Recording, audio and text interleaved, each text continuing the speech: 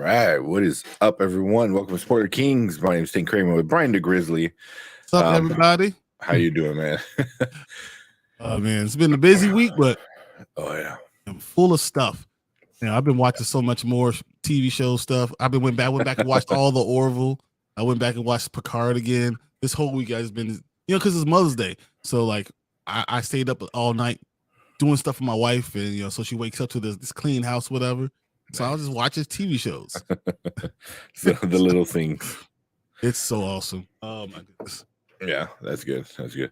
Well, like we had a pretty okay Mother's Day. Saw her parents, her mom, my mom on Saturday, and then Sunday was just like first Mother's Day kind of thing. Yeah. On Sunday, the weather sucked, but then today all three of us, me, Lucas, and Erica, all woke up like, I know I feel like I sound like crap, so I know I don't sound like extra rough in the voice, but so luckily, a little mucusy, maybe. Yeah. No, man, it feels like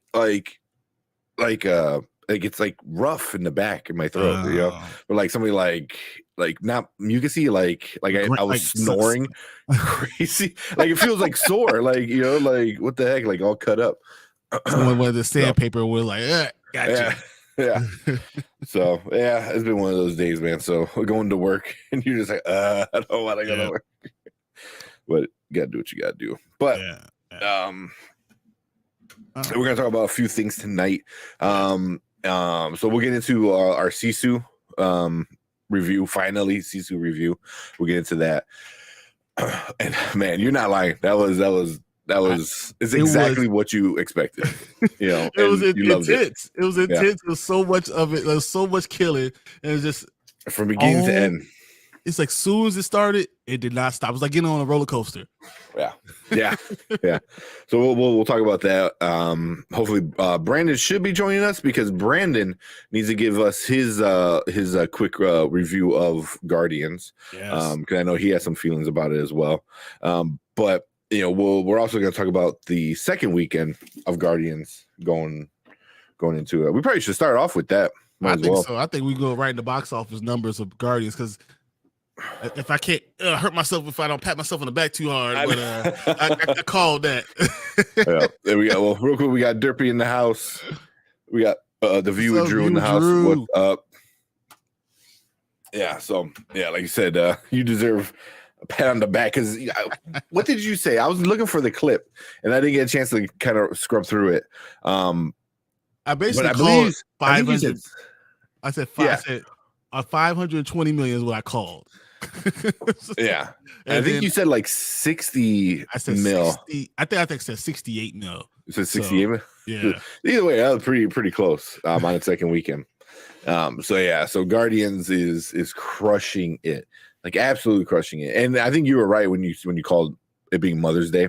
Yeah. That was definitely like that was the kicker because I mean when you have to do something with your mother, and it's the perfect thing to do that you both could probably enjoy watching. That's kind of what it was. Everyone came and wanted to see it, and it did the same domestically as the overseas. Like they're both were making money everywhere. It's crazy. Yeah. In 10 days, it made more than the entire run of Ant-Man, Quantumania, the entire run of Black Adam. Like it in 10 days, it crushed those. Right out of the bat, right out of the water.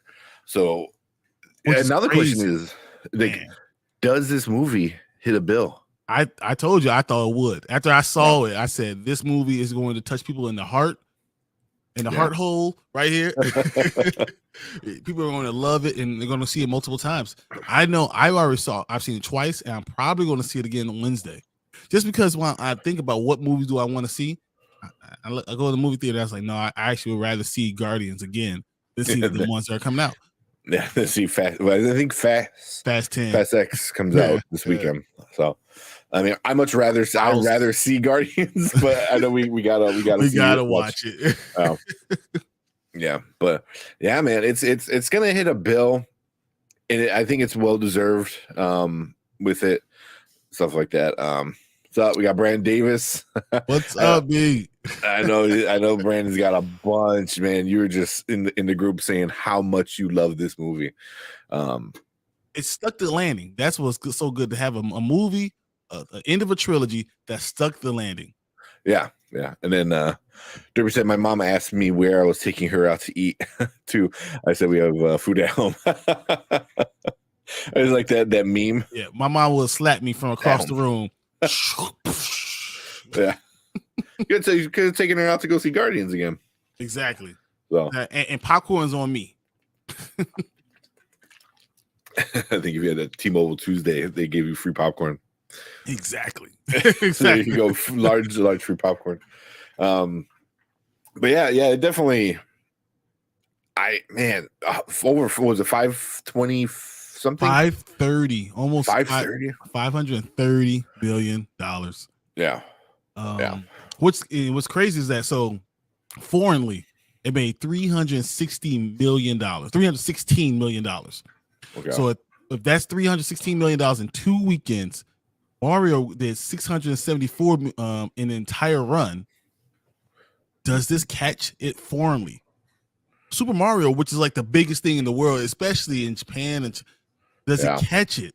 It could catch Super Mario Brothers. I don't know if it's gonna catch it worldwide, because domestically it's gonna stop around 400, 450, maybe. Yeah. Maybe. But I could see it getting really, really close. Because where's Mario at right now? 1.1, I think. 1.2. 1.2. Holy shit. Yeah. Yeah. It did 535 domestically and 674 foreign.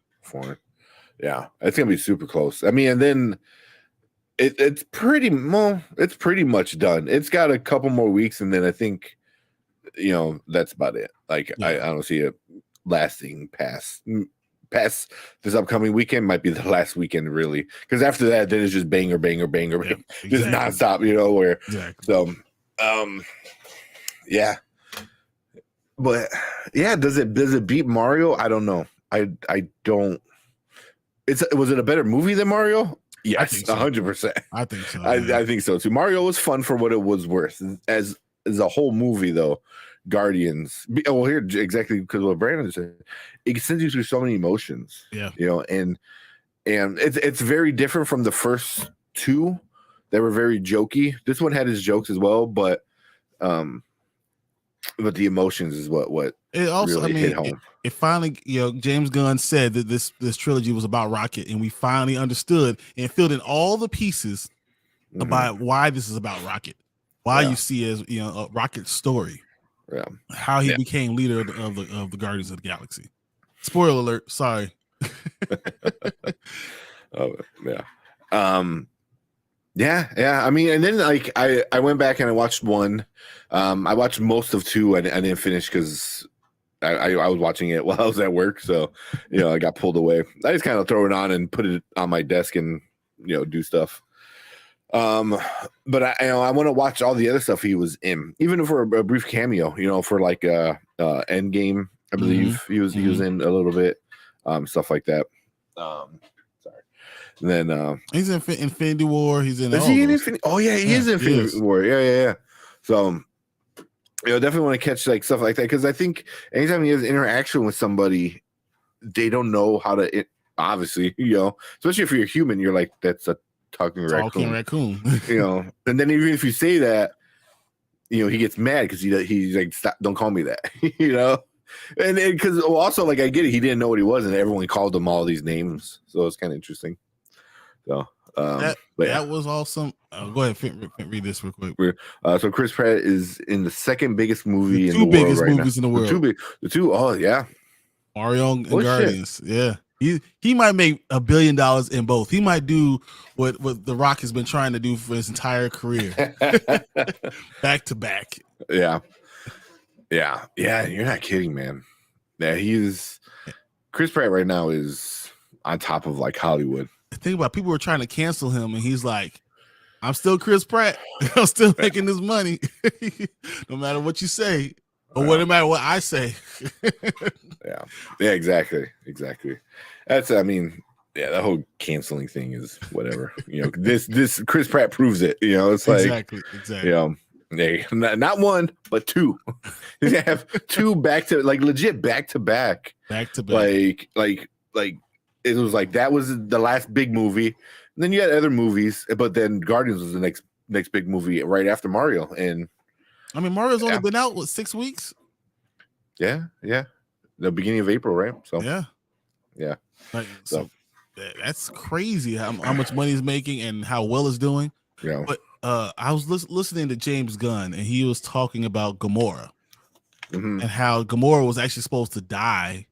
Was it in Infinity War? No. Guardians Galaxy 2. Guardians 2, she was supposed to die. Yeah. And that he held on to not let her die. So they can have that kiss, so you can know that they were a couple and all that stuff, and it could hurt more. You bastard! Yeah. Because I watched the interview because then he said who's the Russo brothers called him and talked to him about it, and he was okay with it because he's like, well, if you don't kill her, I'm gonna kill her. So it kind of worked out. I mean, but that would have been even more. That would have been crazy for the Derby. Yeah, Derby said that. You know what? I wish we go all together for the Flash movie and how long I've been here for this channel, but with the health problems track record, I don't know how I could go to Chicago. So yeah. Man. Yeah. Ooh. And I'm still debating whether I want to go or not. The problem is, once it's making $1 billion, you can't be a YouTuber that does movies and not go see it. Well, I'm not saying I'm not going to watch it. I'm not going to go to the theater. I know who was a Chillmonger said something like that with Black Panther. With Black Panther, yeah. He goes, I'm going to watch it, but I ain't paying for it. I was like, I don't know. I think he went and saw it. I don't care.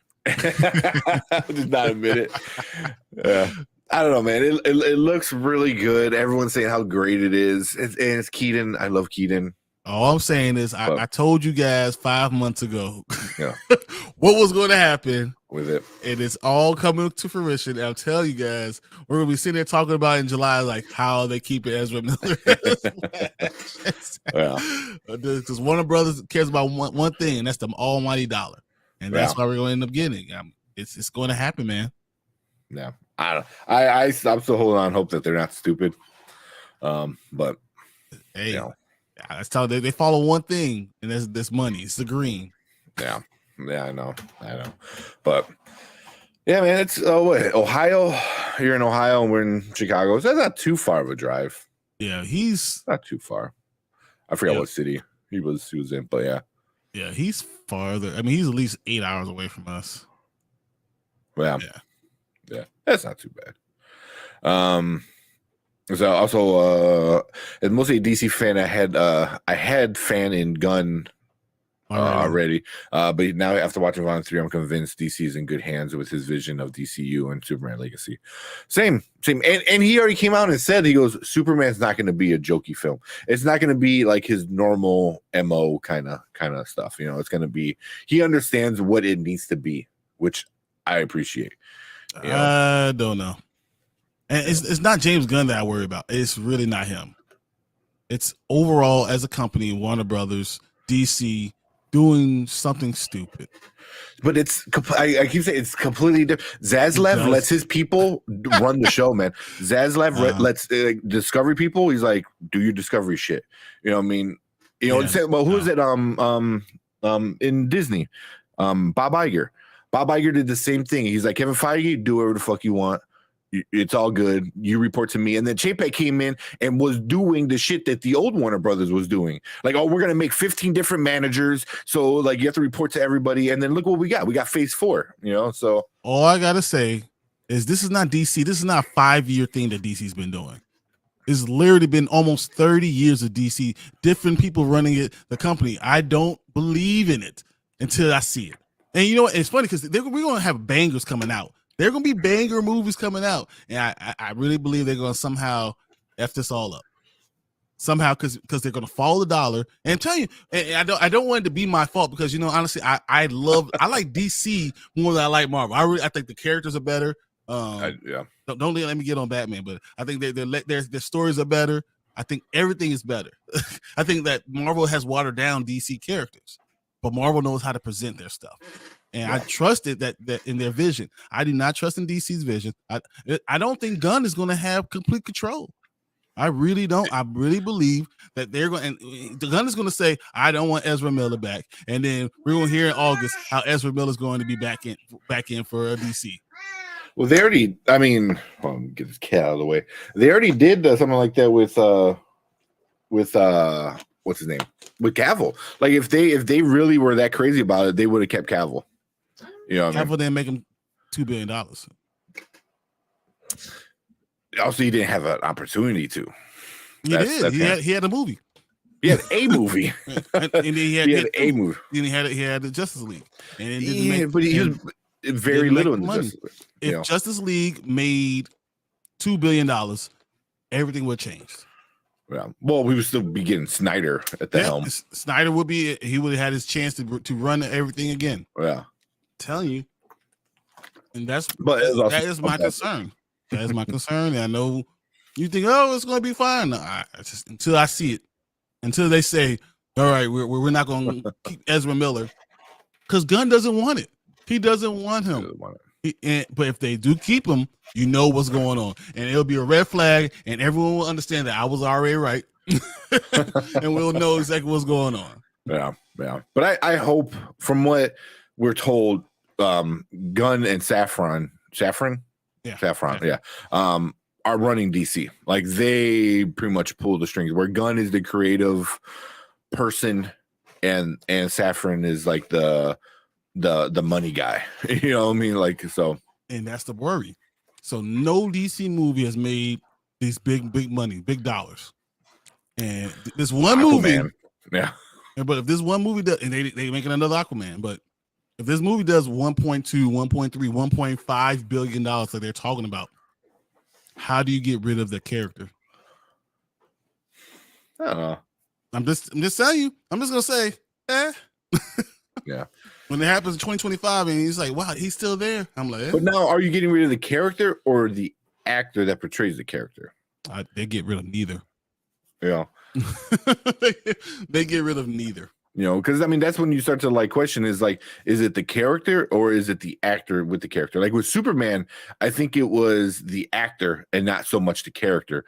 With Ben Affleck, I think it was a little bit of both. It was a little bit of Affleck and a little bit of Batman. You know, same with Gal Gadot. I think Gal Gadot, it's all about her as Wonder Woman, not her. You know, so with Ezra, I don't think anybody really gives a shit about Ezra. I don't know. You know? The producers that are talking about this movie are not talking about everyone else. They're talking about Ezra Miller does an unbelievable job. Yeah. Well, it's not even the producers. It's like little dumbasses. It's like the one that said like, oh, everyone's gonna forget. It's like some dude that writes screenwriters or some shit like that. He's not even like a dude in charge. You know, I was like, what do you need to shut your mouth. You think he's speaking on his own? He's hearing what their other ones are talking about. He's hearing what everyone else is saying, and he's repeating it. I'm telling you, maybe. And that's what you keep on saying they're different. And I'm like, they're not different because all these companies are there to make money. Yeah, and if they're not fans of the product, they're gonna do money. Yeah, we'll see, man. I'm still holding on hope. But I'm not saying your idea is impossible because I know Hollywood, but I hope they're not that stupid. Yeah. But we'll see. I mean, as I was talking to Zach was like, well, he's not. None of it was proven. And all that's going to come out. Everyone's going to be like, well, you know, he really wasn't always convicted, and you can always use not convicted for you know. A lot of things. Yeah, a lot of people. I mean, we're talking about Kang right now, right? Jonathan Majors, you know, and how the whole story is shifting. They could do that with money. I'm just saying. I'm not saying they will, but it could happen. So. Yeah. All right. Let's get back on the because that's a talk in about a month, right? That's when Flash comes out, June. Was it June or is it July? I think it's June 16th, right? 16th, yeah. Right around. It's like 2 days after my birthday. Yeah. Yeah. So, but at the end of Volume 3, I shouted in theaters, "Chris Pratt is Booster Gold confirmed." That would be cool. I actually think Chris Pratt's going to still be under contract with Marvel. He's the only character who has not talked about his contract still. I think he will still be under contract with Marvel.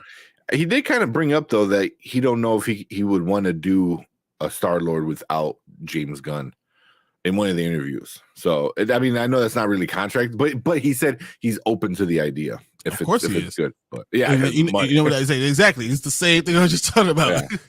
Yeah. you paid me like Robert Downey Jr. I'll do anything. Yeah. Yeah, I know.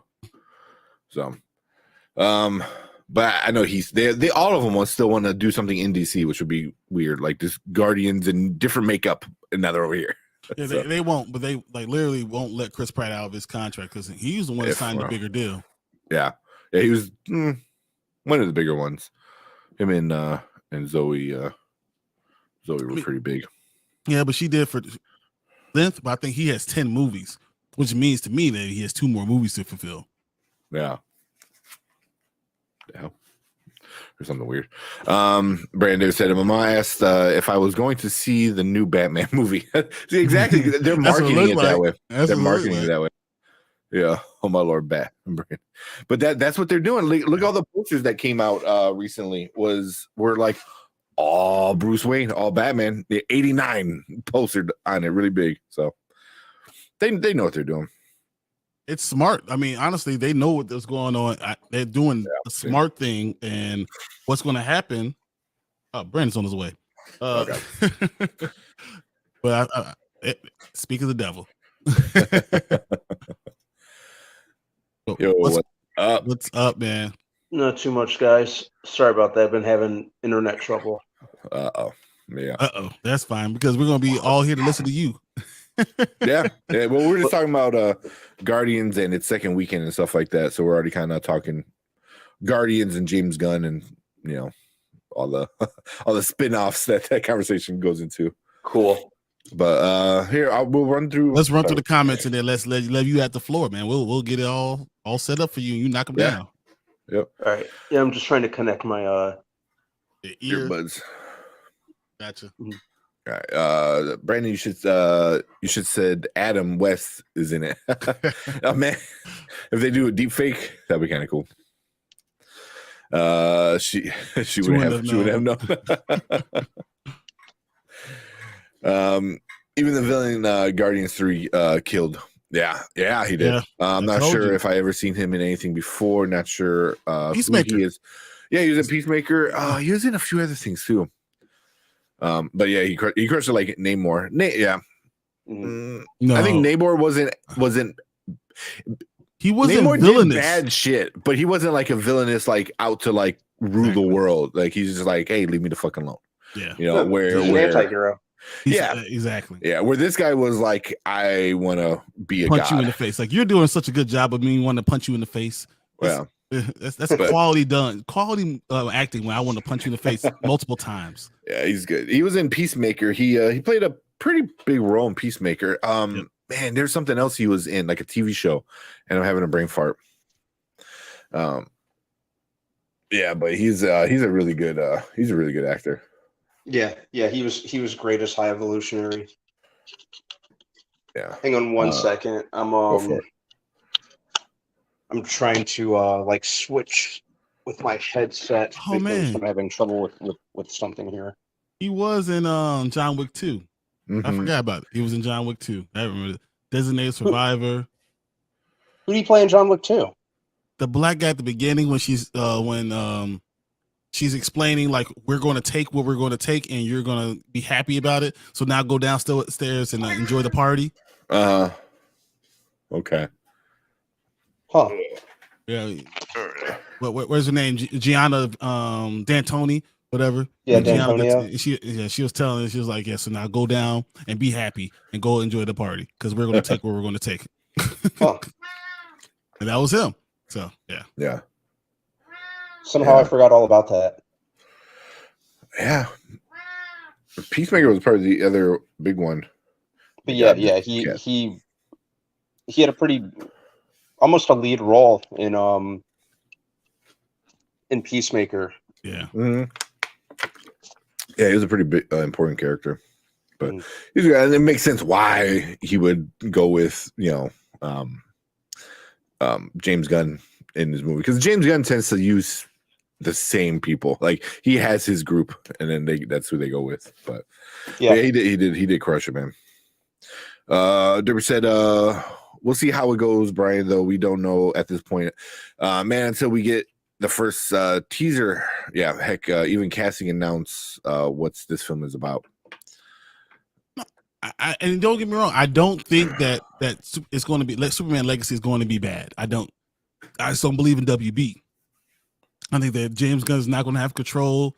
I think they're going to, they want to have him as a figurehead, and then once money comes in, they want to make money deals, and that's my issue. James Gunn is going to be fine at any movie he does. I really believe that he understands the assignment. He's a real fan. He loves these things. So I'm not worried about him. I'm worried about who he works for, and will they really be okay with letting him do it, because they don't make the money. See, it's easy to let someone do it when they've made money for you. Like it's easy for me to say, hey, you're my general manager because you've made money for me. So now I could go ahead and just let you do whatever you do. And then as long as you keep on making money, I ain't got to worry about nothing.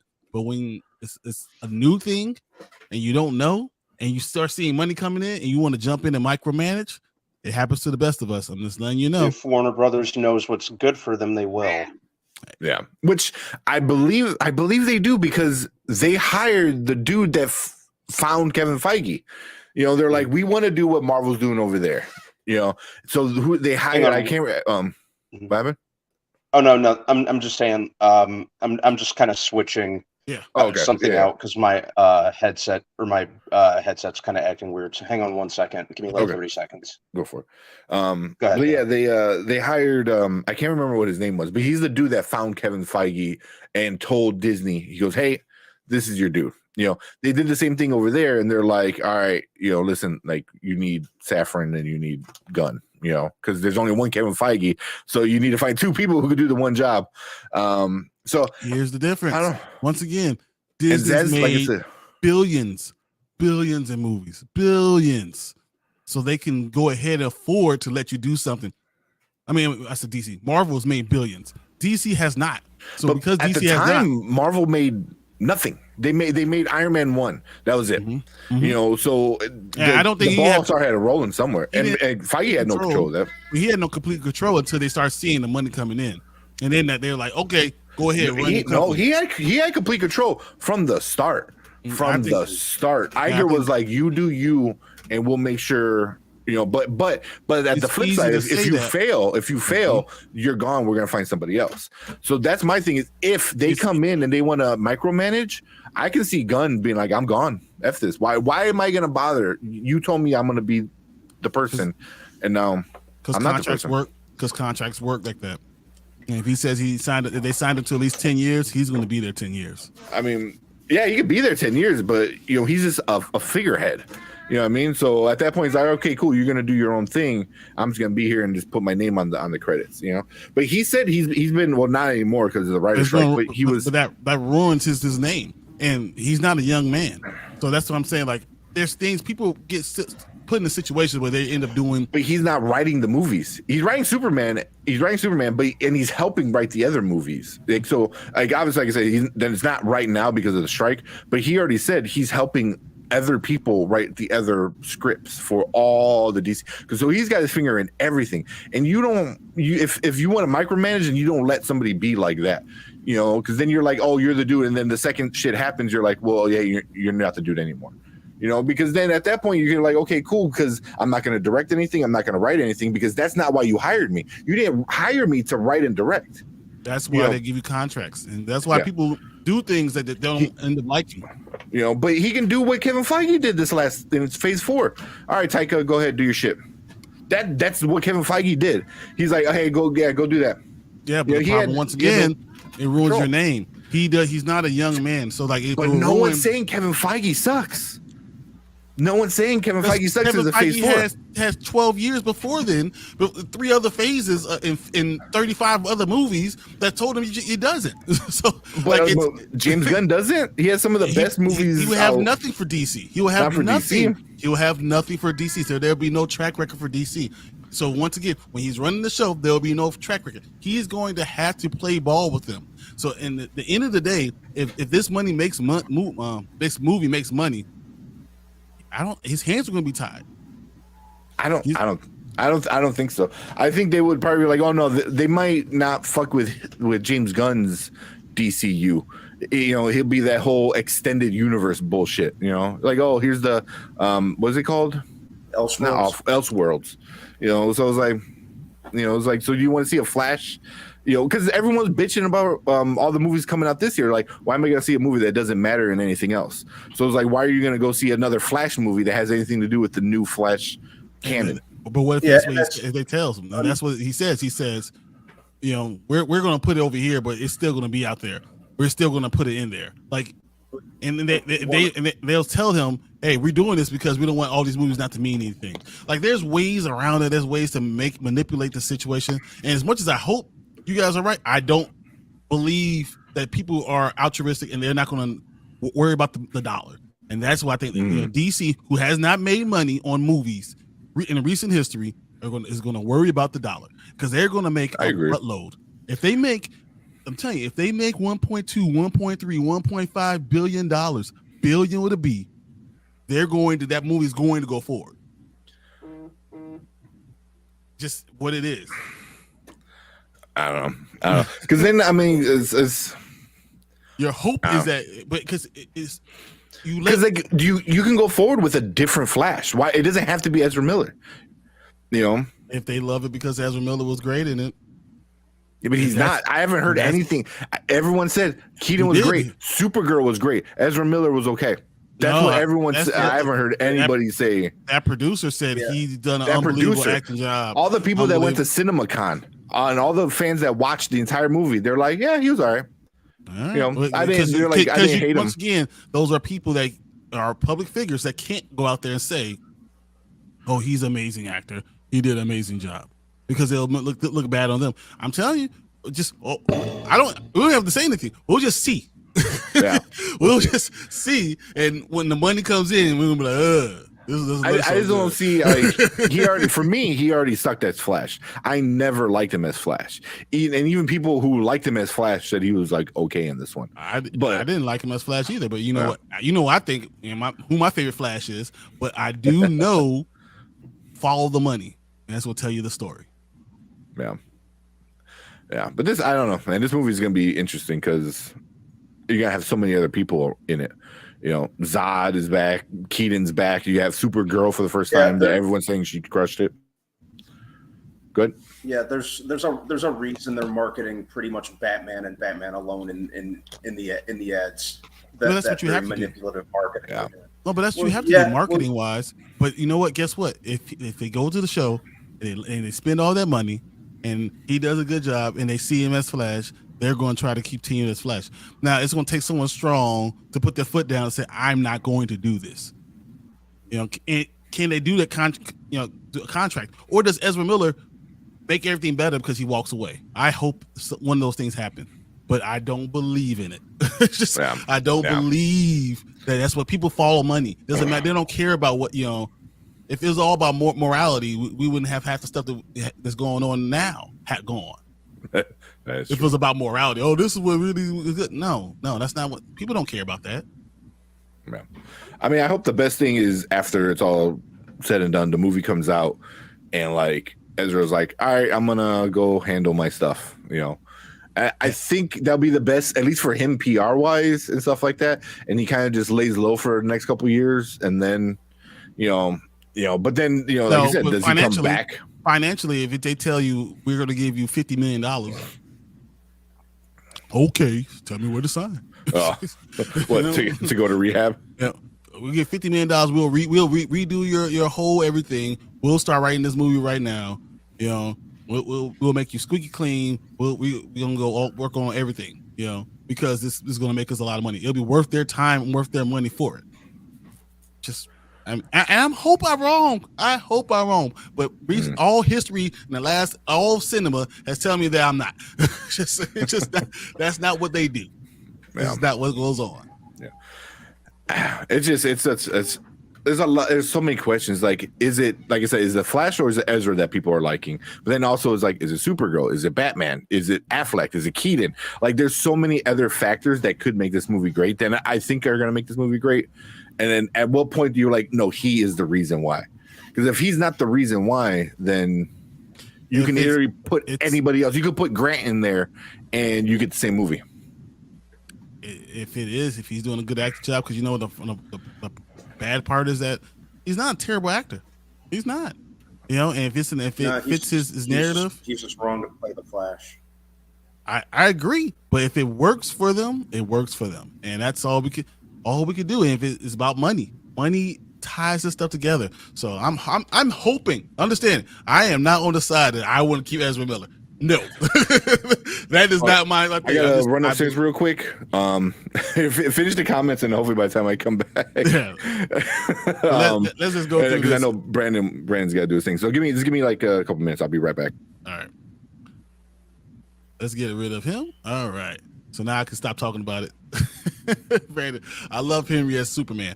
I did too. I thought he was a great cast. It was great casting for Henry.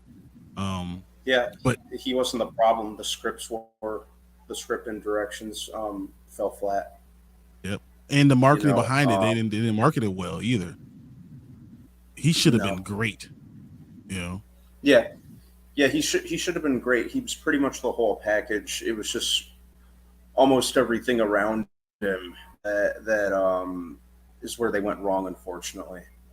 I mean, when you think of Superman, you have a picture, you close your eyes, you think of Superman, and you open your eyes, and you see Henry Cavill, you're like, oh, that's what I was just looking at.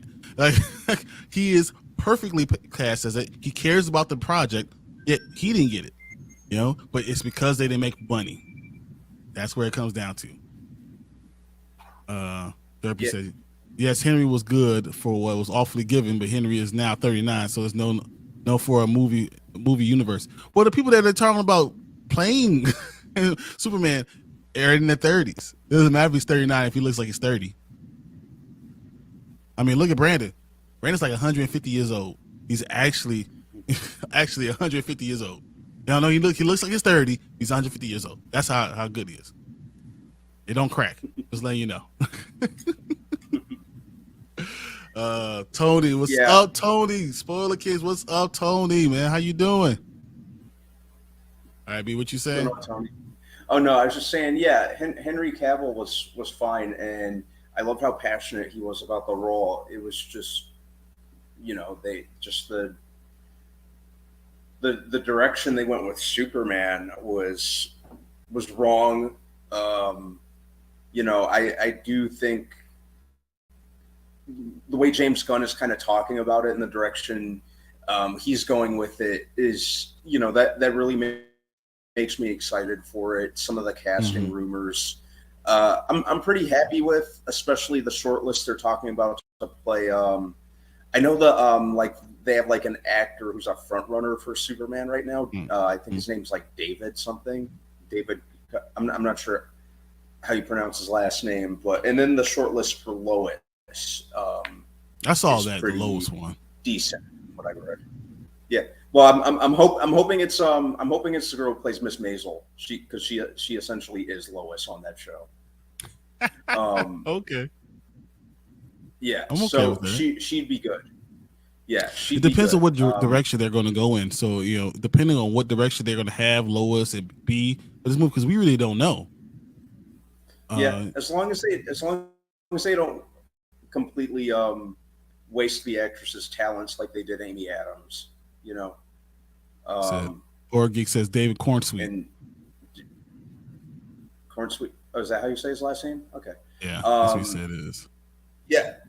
So as long as they don't completely waste the actress's talents like they did Amy Adams, and she was a I thought she was good too for the role. But it would have been fine, but they have to write a story that's good. I think this is what my problem with Superman, because he is all powerful. He's faster than speed of bullet. He's, he should at any reasonable reality be so powerful that no one should be able to contend with him. So you have to have good writing with him. It has to be good writing. It has to be intriguing in every instant. And if it's not, then it's gonna be a boring movie, because you know what the end result is. Even if you try to mess it up and try to kill him, it doesn't matter, because you know eventually he's gonna come back to life. So because he's so powerful, you have to give a good story with it. Yeah, and they just have to make him relatable, which I think Gunn will do. He made a talking raccoon and a talking tree relatable. So I mean, I got a raccoon tree outside too, man. Come on, that's how can I relate? But yeah, and I hope they cast a Superman and like a Clark and Lois who are kind of like at least on like the same level age wise, because Amy Adams was 10 years older than Henry Cavill, which was just weird. And then he looked even younger, so it made it even worse. They're like, why'd you choose her? You could choose anybody. You Superman. That doesn't make any sense. Yeah.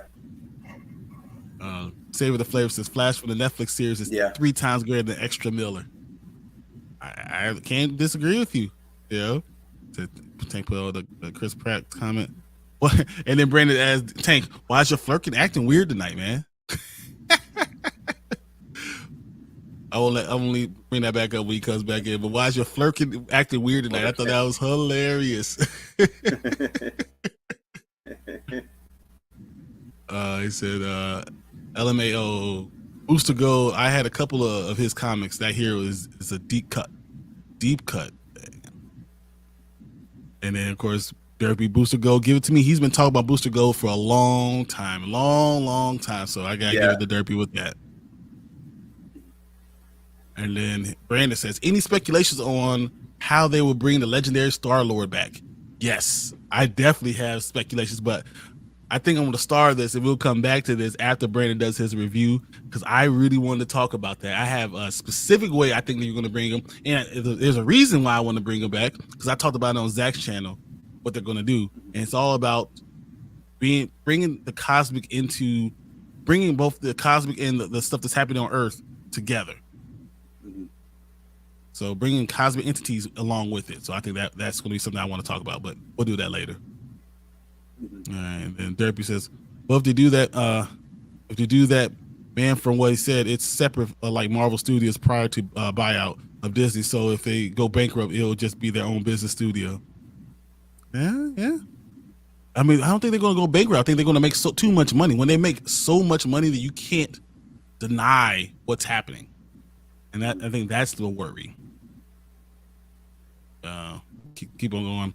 Where does Guardians Volume 3 rank for the third installment of superhero movies franchises? It's probably top 3 of the third movie in superhero. Third of all, just of the third one of the just third like the movie. Third movies of whatever franchise. Yeah, so because I mean, technically, Avengers' third movie is what? Oh, it's Infinity War, right? Isn't it? So Infinity War is probably better. Captain America, Civil War is third. That might be better. I have a love-hate relationship with the end of the end of Civil War. The last 15 minutes of that movie just pissed me off. Yeah. Would you say that's better or worse than Guardians of the Galaxy 3? I liked it more than Civil War. I liked Guardians of the Galaxy 3 a lot more than Civil War, just because the last 15 minutes didn't piss me off. I thought Civil War was an amazing movie, so I don't know. Oh, Civil War was a great movie. Just the last 15 minutes just pissed me off. Is it better or worse than Ragnarok? I think that's a good one. I think it might be. It's right on the same level. I was right before we got on the show. I was watching Ragnarok right now. Ragnarok.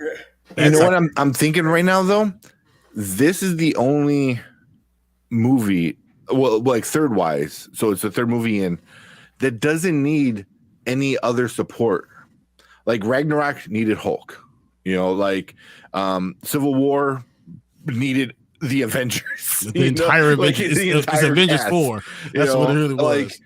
Like no other trilogy in the MCU needed. They didn't need anybody else. They did their thing themselves. You know what I mean? It was like Guardians 1, 2, and 3 were about the Guardians. Yeah, you know, it wasn't the Guardians featuring, you know, like Thor, featuring Hulk. It was them. Yeah. You know, so for that alone, I gotta give them some credit. It was in its own little corner, which I really liked. Like I said in the past, it was it really didn't, like you said, it didn't need to be propped up by anything in the greater universe. It stood on it was completely standing on its own, which I really appreciated. You know, I really liked that. And well, when we get to the review part, I can't wait to hear. All right, let's go through the rest of the comments because I really want to hear what you got to say. Guardians of the Galaxy ranks first. Dark Knight Rises and Superman 3 No Way Home. I forgot about Superman 3 No Way Home. Spider-Man. Yeah, Spider-Man 3. Yeah, Superman. Yeah. Oh, I really, really wanted to like The Dark Knight Rises, and there were elements of it that I liked, but it's easily my least favorite of the Nolan trilogy. That's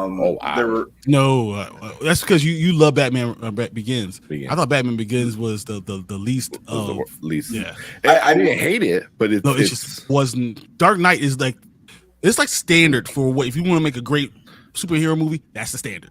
And then Dark Knight Rises is not as good as that, but it's just a little bit lower for me. Batman Begins is a good Batman story, but the Batman was a better beginning of a franchise than it really Batman was. Begins.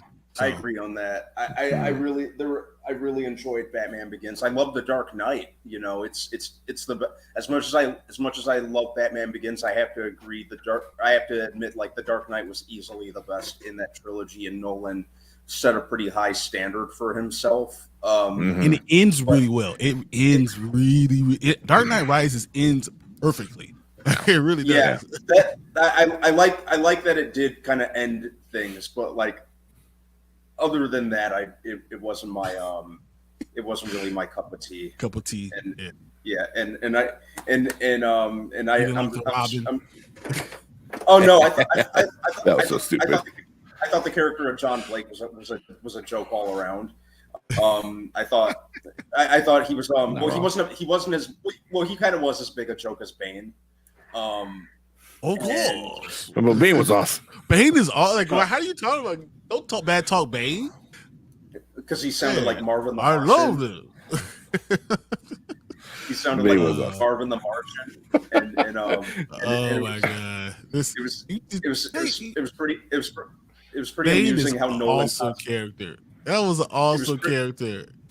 It was pretty amusing how Nolan shot all the fight scenes up close, so you couldn't tell that Christian Bale is significantly bigger than Tom Hardy. Yeah. No, you had to. Height wise, yeah. Height wise, height wise. Physical wise, Tom Hardy was a monster. The only problem was he was like 5'6". Yeah. So that's the only problem. Yeah, and Nolan cannot shoot fight scenes. There were so many times where it was very obvious that Tom Hardy was just punching air and Christian Bale was falling over, or when he knocks Bane into the building and the useless henchman like runs up on him with a sawed-off shotgun and doesn't even. I forgot about that. Yeah, that's Nick. You're nitpicking. Yeah, really. I'm sorry, I didn't read it. I would say for me, it's definitely high up there with Logan, TDKR, and No Way Home. Out of my fight scenes in a Batman movie. You keep on talking about Batman, I'm gonna start bringing up my Batman stuff. You keep on going. Just wait. You know we're gonna lose everybody. Marklin, what's up, Marklin, man? Hey, you did a good job on Sunday, bro. I was watching you. You're hosting it. I was like guest hosting. You host enough. Not guest hosting. You did a great job. So he's part of the channel. Yeah, he's awesome nerd. And he was the man on Sunday. So I was enjoying that, man. The whole panel was really cool. House of Nerd. Show. If you don't know about House of Nerd, guys, you need to look him up. You need to join. You need to subscribe. if you love comic books, that's where you need to go. So, but as Marklin was saying, watching Guardians of the Galaxy 3 made me want to watch James Gunn's Superman versus Brainiac movie because those are the vibes I got from the on film depiction of the High Evolutionary. That is a very good point. I love that. He do great with Brainiac. Although I'm hoping, just because I think it would be up Gunn's alley, I'm hoping he uses the Elite. That's who I want to see. I can see that eventually. Not right off the bat. I can definitely see that eventually. That would be awesome. This one takes some time. You got to build that up. Views of Drew. Here's a huge question: non-MCU movie trilogy like Blade, Raimi's Spider-Man, and the Solo Wolverine trilogy. What's the question? I'm afraid to even ask because I know he has good questions. We'll come back to that because I'm afraid. I mean, non-MCU Wolverine trilogy. Just because Logan trumps everything. It's the best movie. It counts for 3 by itself. No, I mean, because Dark Knight wins. Non-MCU. That's not MCU. That's DC. Well, non-MCU Marvel.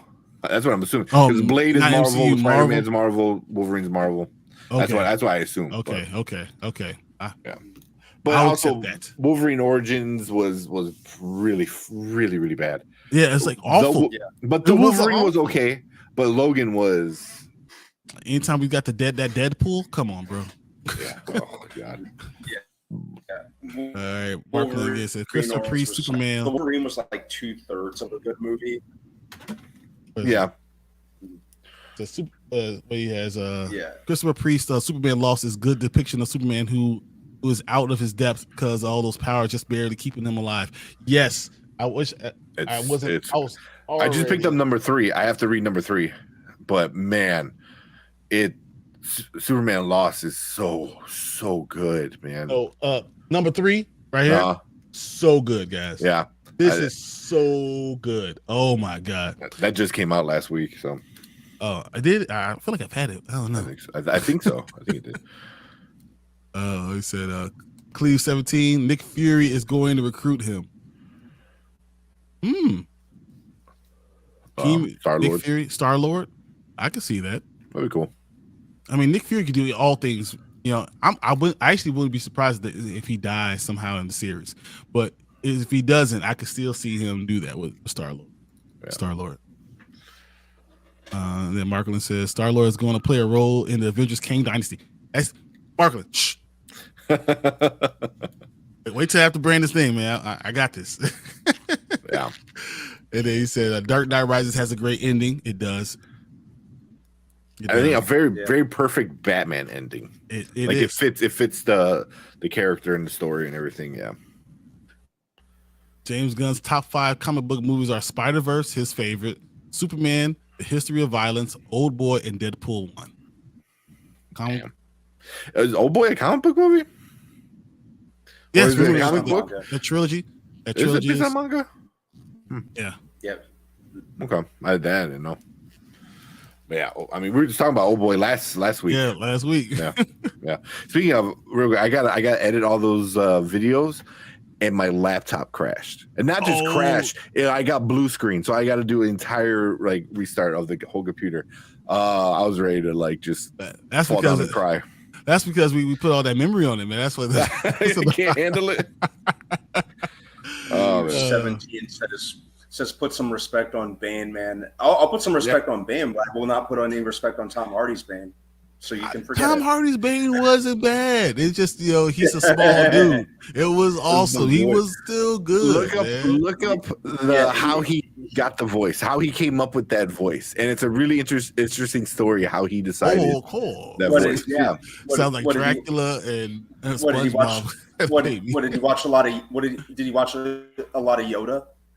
No, it's based on some old boxer. I think he was like not British, like Welsh or some shit like that. I don't know, but he had this very voice, and then you hear him in real life, you're like, holy shit, that's Bane, but without the cover. I was like, and then it kind of just he made it a little more hammed it up. But I was like, what? But it's based on this boxer that he just watched one time. He's like, "Oh, that guy has a really interesting voice." And it's like, I like Tom Hardy, man. I like his acting awesome. style. I love what he does. I love his creativity. I don't necessarily believe him as a superhero, but you know what?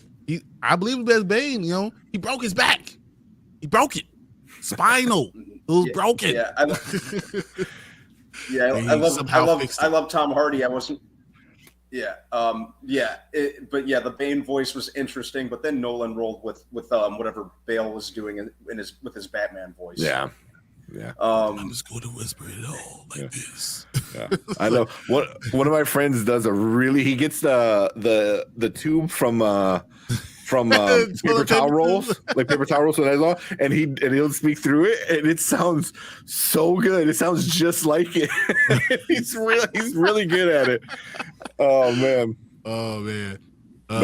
Xavier says, if I never hear that Bane voice again.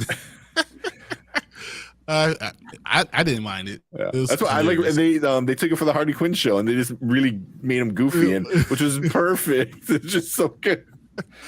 The Dark Knight transcended being a comic book movie thanks to Heath Ledger's performance. I agree. It was so good. It became the best movie that came out that for years. But it also probably messed up Heath Ledger Listen to the stories, man. It was him. I forgot what the dude that played Two-Face. There's like a clip.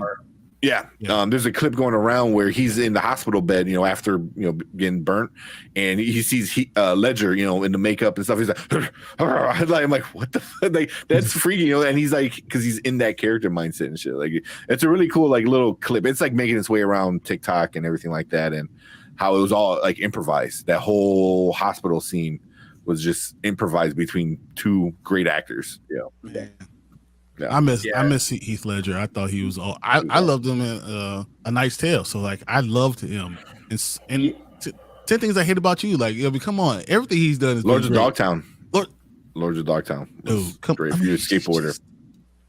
Yeah, and I think the Joker really was only the beginning for him. Yeah, he would have been amazing. He would have been an MCU watch. Yeah. And then Horror Geek says Old Boys manga. I didn't know that. Yeah. Well, shit, I didn't know it was a trilogy either until last week. So, and Brandon ends up this comics real quick. That Bane voice was dope, Brandon. You be tripping. No. Yeah, I need to find a voice changer that makes me sound like it. I would do it all the time. Bane voice is one of the silliest things I've ever heard. Oh, cool. I'm gonna find that video of him Tom Hardy finding that boxer and the inspiration of the voice. It's because I like Tom Hardy in the Star Trek movie. I like Tom Hardy in almost everything he does. Yeah. What Star Trek movie? Nemesis. Yeah. Who was he in Nemesis? He was the villain. Was he? He was the villain. Holy shit! Yeah. I never put it together. Okay. Yeah. Well, because he had a makeup. Yeah. Yeah. Wow. He's small, so yeah. Yeah, he's a tiny guy. He's like, I think he's legit like 5'6", 5'8", or something like that. Yeah, but hey, it's okay. 5'8" guys could be big too, right, Brandon? 5'6", 5'8". Hey, I 5'9", 5'9". So, yeah, but all mean, yeah. Damn, Christian Bale's 6 foot, so you got like 3 inches on him. Imagine if he was 6'5".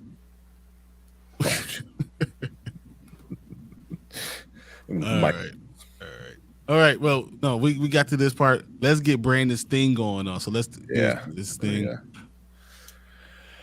All right. How you want to do the layout?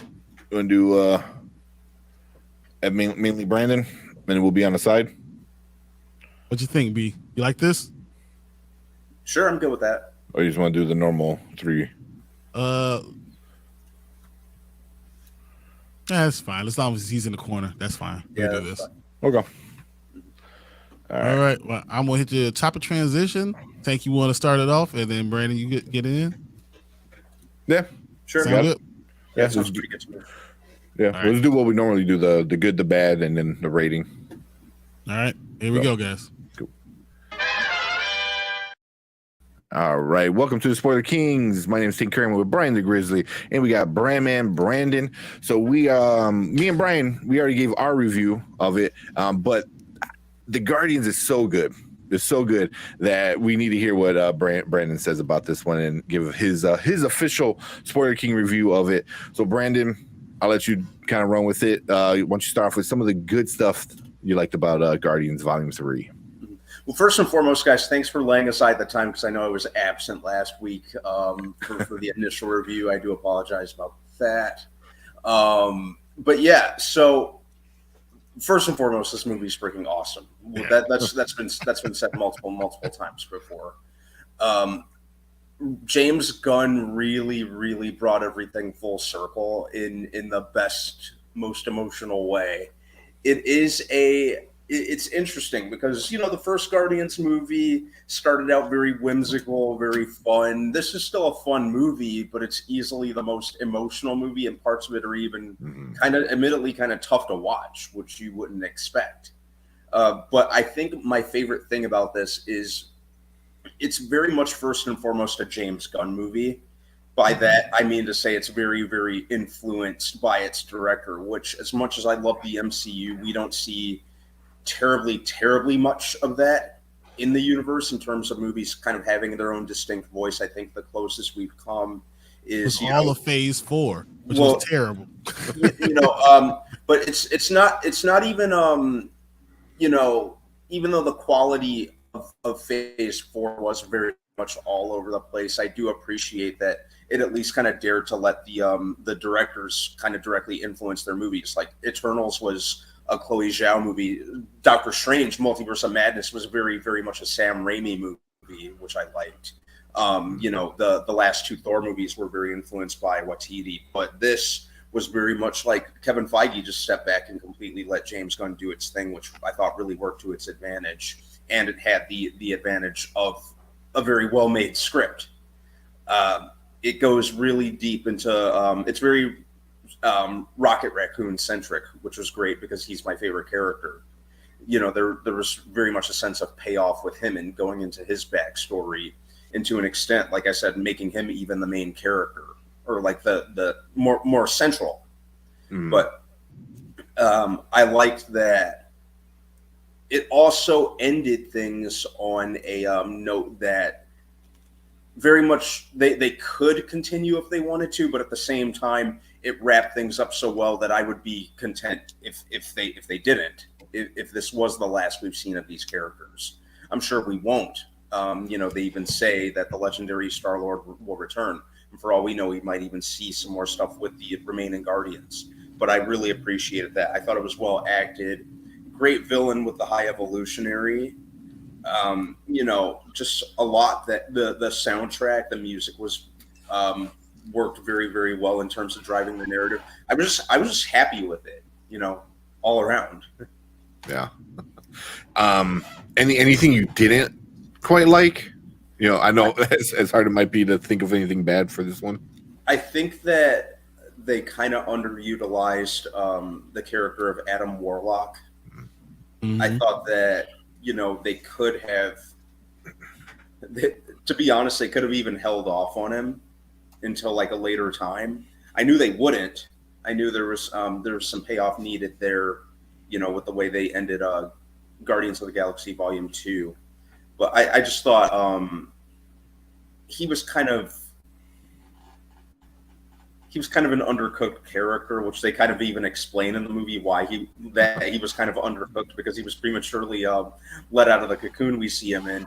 But I feel like there was more they could have done with him. It just seemed like he just seemed kind of like put there just kind of out of necessity. No, it's exactly what you said. It's almost like they wrote a great script and then they're like, oh yeah, the payoff from 2. We gotta throw him in here somewhere. Exactly. And the other thing that I liked about this movie, it very much felt, like I mentioned earlier, very much felt in its own little corner. Like it wasn't fixated on like tying into a greater universe or planting the seeds for like a later Avengers movie or something. In the greater universe. it was just in its own little corner. It just focused on telling it and wrapping up its own story, which I really appreciated. I meant to mention that too. Yeah, no, that's one thing, but it's also like you could take things that happen in this movie and apply it to, you know, the bigger picture, you know, because just the High Evolutionary alone, I thought, you know, like how much did he really affect in the universe, you know, like, you know, who is his creations and stuff like that. So I mean, and then having the Guardians, I think we're going to get Rocket Raccoon more, and you can put him in any, because he's been with the Avengers. Anything that's going to be cosmic, I think you're going to be able to have him there now, along with Groot, because it doesn't take much for that. And then you have Star-Lord, who I believe is going to come back in other entities. Like as far as when we get Battle World and all this stuff, Star-Lord's going to be a perfect person to bring in those things. So they did that. They ended the series with keeping the main characters that could be around, and like they closed the door on Gamora, closed the door, you know, on Mantis. They closed the door on a lot of characters that they need to close the door on. I thought it worked out really well with that. You know, it was smart. It was just smart. I mean, they closed the door on Drax. You know, Drax, that hit me still in my heart hole, the whole Drax thing. But yeah, they closed the door on these characters and they kept the ones that could stay around. The Nebulous will stay around, so they'll still be able to have those characters if you want them. Yeah, even so, I think they still kind of kept everyone around, because you can easily make a Disney Plus show out of Gamora and Mantis. You know, like, you know, Gamora and the Ravengers.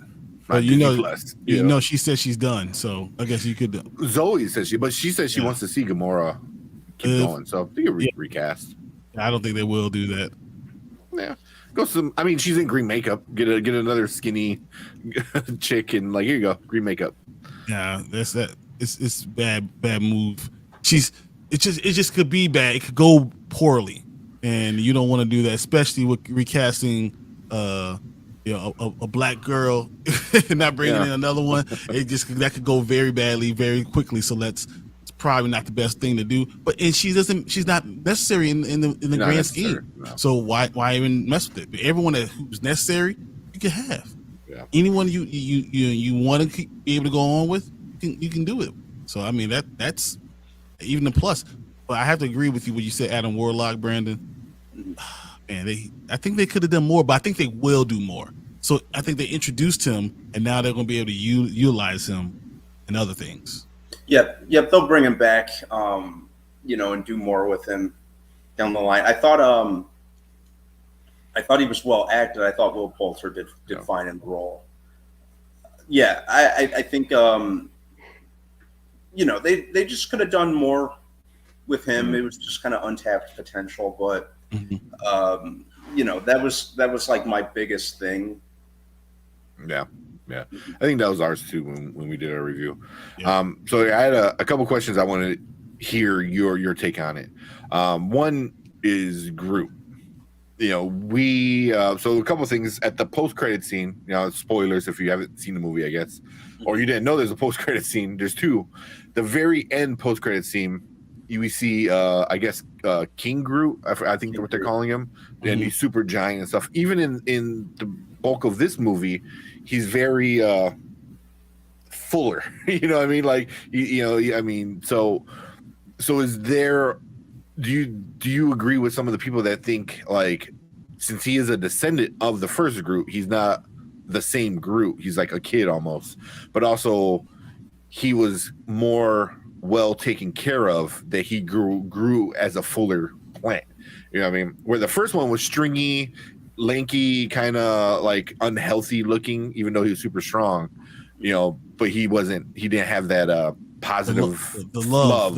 The love, you know, where this Groot has the love from the beginning, you know. So I haven't heard too much about that, but he had father figures, he had mother figures, he had all those things. Yeah, entire family. That was, you talk to a plant, it grows better, and because they involved this plant, they loved him. Yeah, he grew, you know, to be the Hulk. Yeah, they all pretty much by volume 2, forward, they all pretty much were co-parenting Groot. Yeah, exactly. So I don't know if you heard that and if you had any takes on it. I didn't. No, but that's pretty interesting now that I was an think interesting about one. it. Yeah, and then the other one with Groot is, how do you take it as? How do you like that we now understand what Groot says when he says, "I am Groot"? Because at the end, he says, "I love you guys," and we all understood it. So the same way how Gamora eventually figured out what Groot was saying, you know. Mm-hmm. So do you think that's a good thing? You think like they're gonna have to pay Vin Diesel more money to say more than 3 words, or they're just gonna go back to it? They well, I guess they have the money to spare, huh? but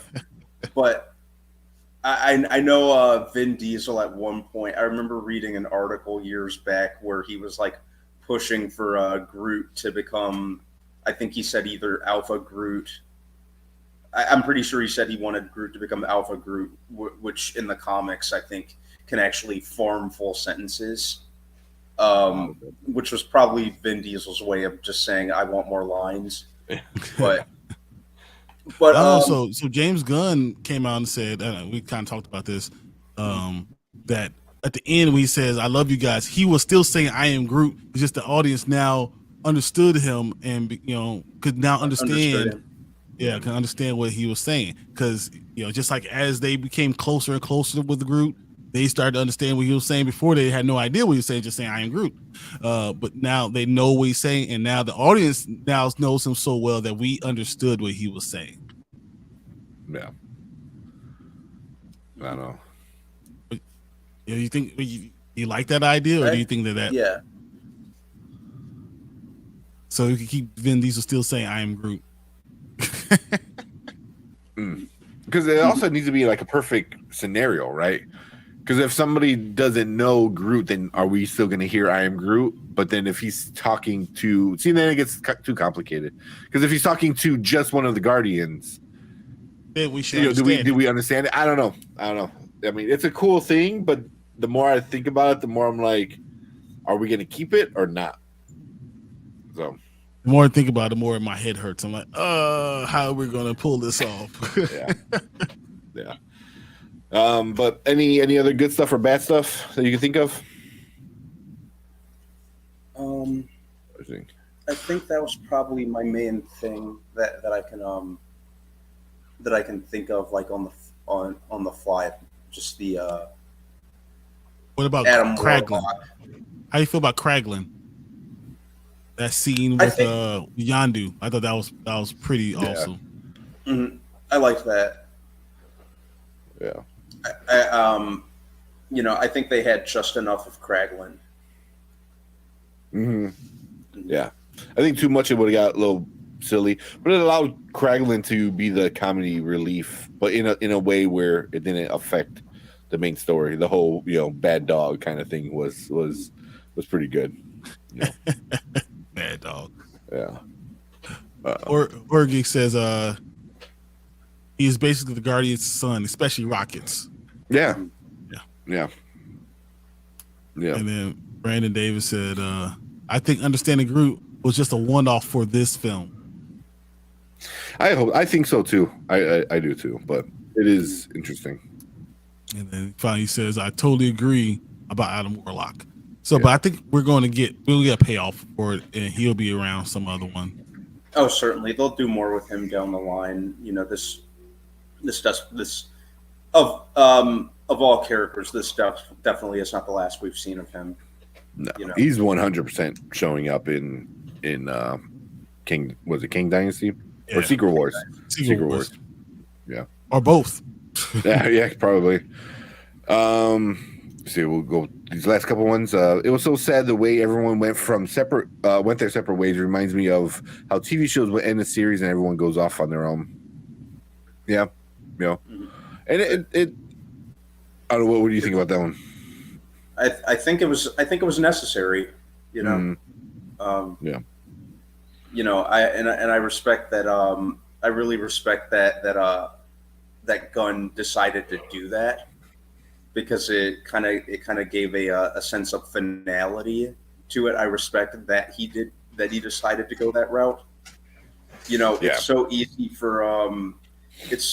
for trilogies to like not end or not give a sense of wrapping things up. Mm. You know, so I like that he you know, he had the courage to wrap things up. Not you know, we don't get enough of that. Yeah. So Also, I think it's kind of good is he didn't do a whole like, you know, Luke Skywalker and like kill him. You know, it's like he wrapped things up like you said, but he also left everyone alive. So somebody else can play with those toys. You know, rather than like something like Star Wars, you're like, and we're gonna kill this person, we're gonna kill this person, we're gonna kill this person. Good luck in the next movie. You know, it's like that's not how you play nice with others, you know, especially in a big cinematic universe, you know. So but what, and there were rumors that he was going to kill off characters off. Yeah. Well, that's what I was gonna ask you is, are you disappointed or happy that no one died? I'm relieved. Yeah. Because I actually saw a couple of reports saying that he was talked out of killing 2 characters by Feige. Okay. Feige said, you know, how about we just don't? Not that we have to use them, let's just not kill them. Yeah. So I thought that was cool. Yeah. But also, like, he's the boss, and he's like, "Hey, how about you don't ruin it?" He was the boss in Eternals. He was because he was when he was fighting with Zhao, saying that he wanted to change it to make it a better movie. He was fighting he fought with multiple. He just kind of gave up on fighting because he was tired of fighting for every single movie. That's why a lot of those movies in Phase 4 just didn't come out right, because he knew he wanted to change it, but he didn't feel like he had the time or the patience to have to rewrite it with them. Well, he also, to me, it's not confirmed, but I think he lost the power. Yeah. Well, that the report was out was that he would have fought it, but then it would delayed it, and he couldn't delay the movie, and that was the biggest thing. You know. Yeah, because they wanted like, you know, a movie a month. They wanted so much. Like freaking Bob Chapek, man, almost killed the MCU. But Disney. But Jorge said, "I'm just sad Mantis and Drax are going separate ways. They were so close to each other." Yeah, which doesn't mean like later on we don't get them again. You know, you're not going to get Drax again. Why not? Because he said, "I'm not doing Drax." Dave Bautista said he's not doing Drax again. We can recast, man. They're not going to recast the people that have already had movies and completed their story arc. If we want to recast T'Challa, we have to show that we can recast. No, don't use people that have already had story arcs completed. That's not what. But you have to start. You recast people that haven't had that story arc completed. Instead of just dropping them, you recast them and finish the story arc. But if you're using people that have already story arc, sometimes you might run to a point where you might be a bad movie because you didn't need to bring them back. And I don't want that to be a problem too.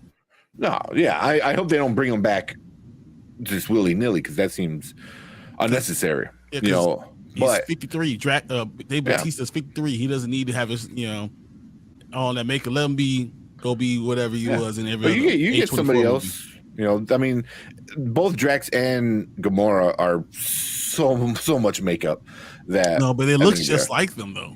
They look just like them. Yeah, I think you can. I mean, well, yeah. I mean, you can't find a replacement. You're not going to find another Batista. You're not going to go find. I'm okay. If you want to recast Drax, I'm cool. If you want to recast Gamora, I'm cool. And James Gunn and Dave Bautista and Zoe, all three said, like, let's not let this not be the end of their story.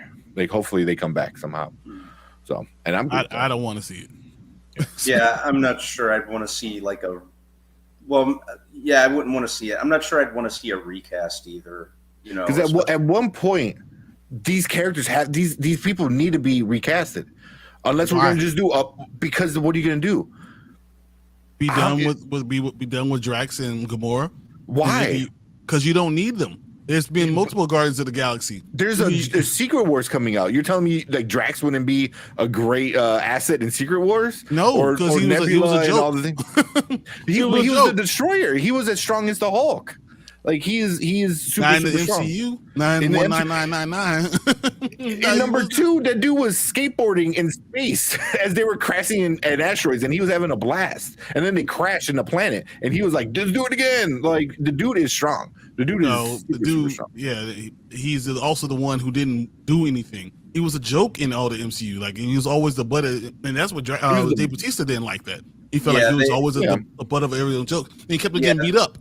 And every movie got beat up. Yeah, and all he did really was kind of just slash at Thanos a couple times. When they could have done more, you know.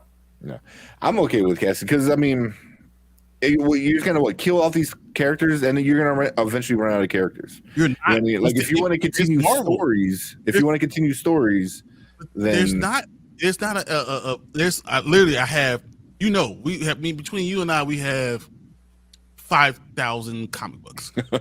like literally there's no end to any of these things. You don't have to recast this. They can bring other groups in, and they're going to bring other groups in, and Guardians is just one little entity, so you can just continue to do. You don't need to bring these characters specifically back, and they have other ones that are going to be the Guardians, so you just continue the story with them. You could bring back Mantis because her arc wasn't fulfilled, but you know the ones whose arc is filled, I think it's bad to bring them back because we don't need it.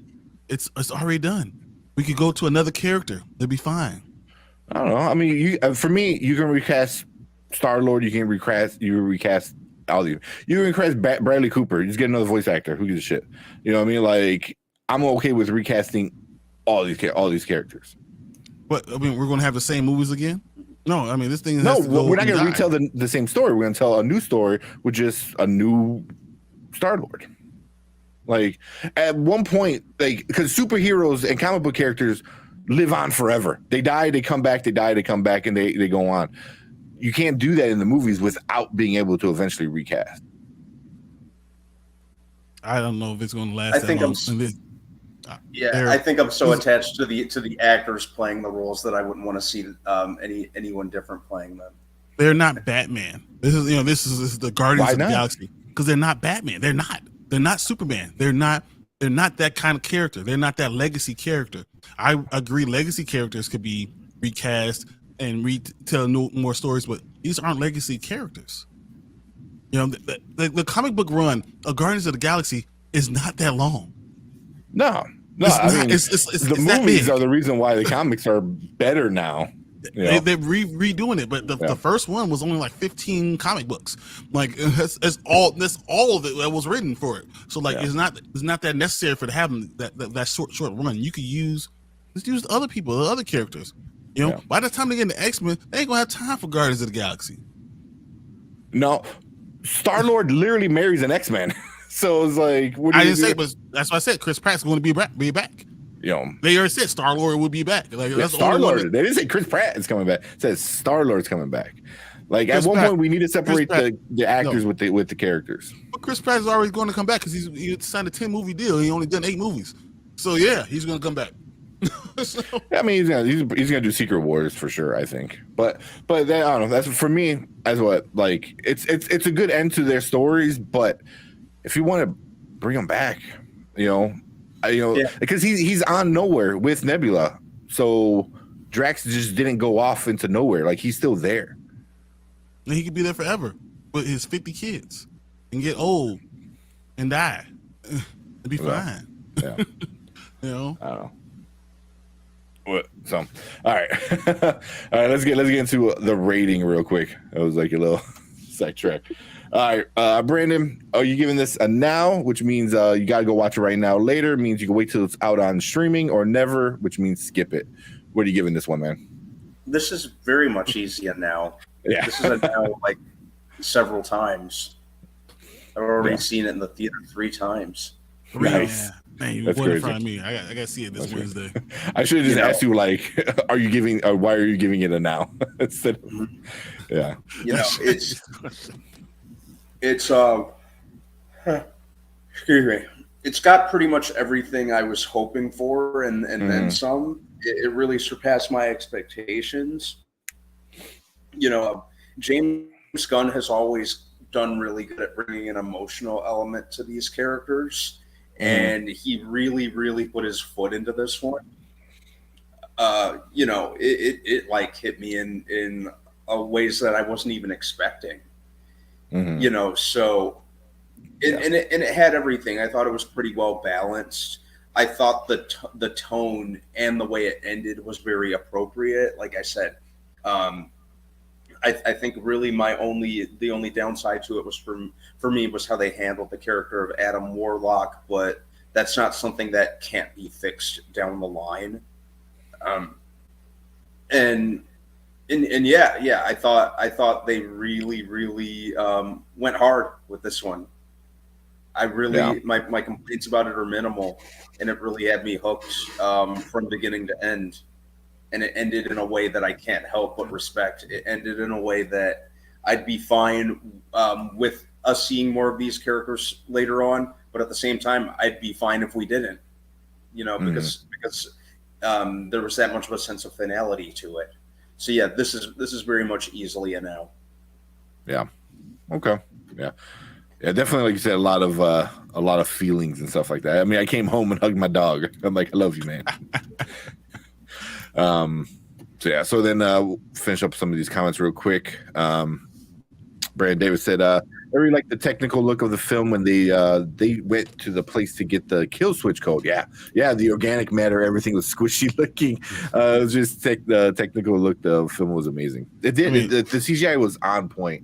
Was really on point for this film. And how can you not like Nathan Fillion? Come on, man. Yeah. Okay. Yeah, that's another James Gunn alum. So. Yep. I was like, hey, look. Yeah. That's the whole thing with me is like he's like, oh, we got one of those. Oh, and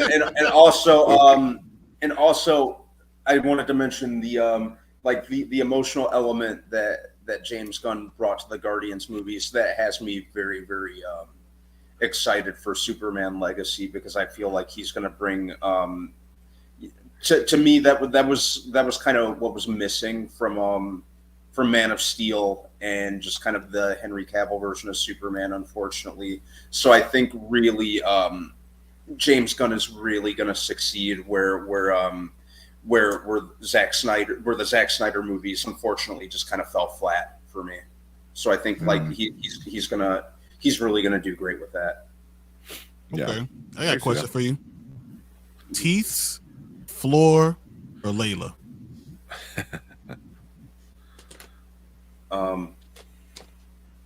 That's tough. Probably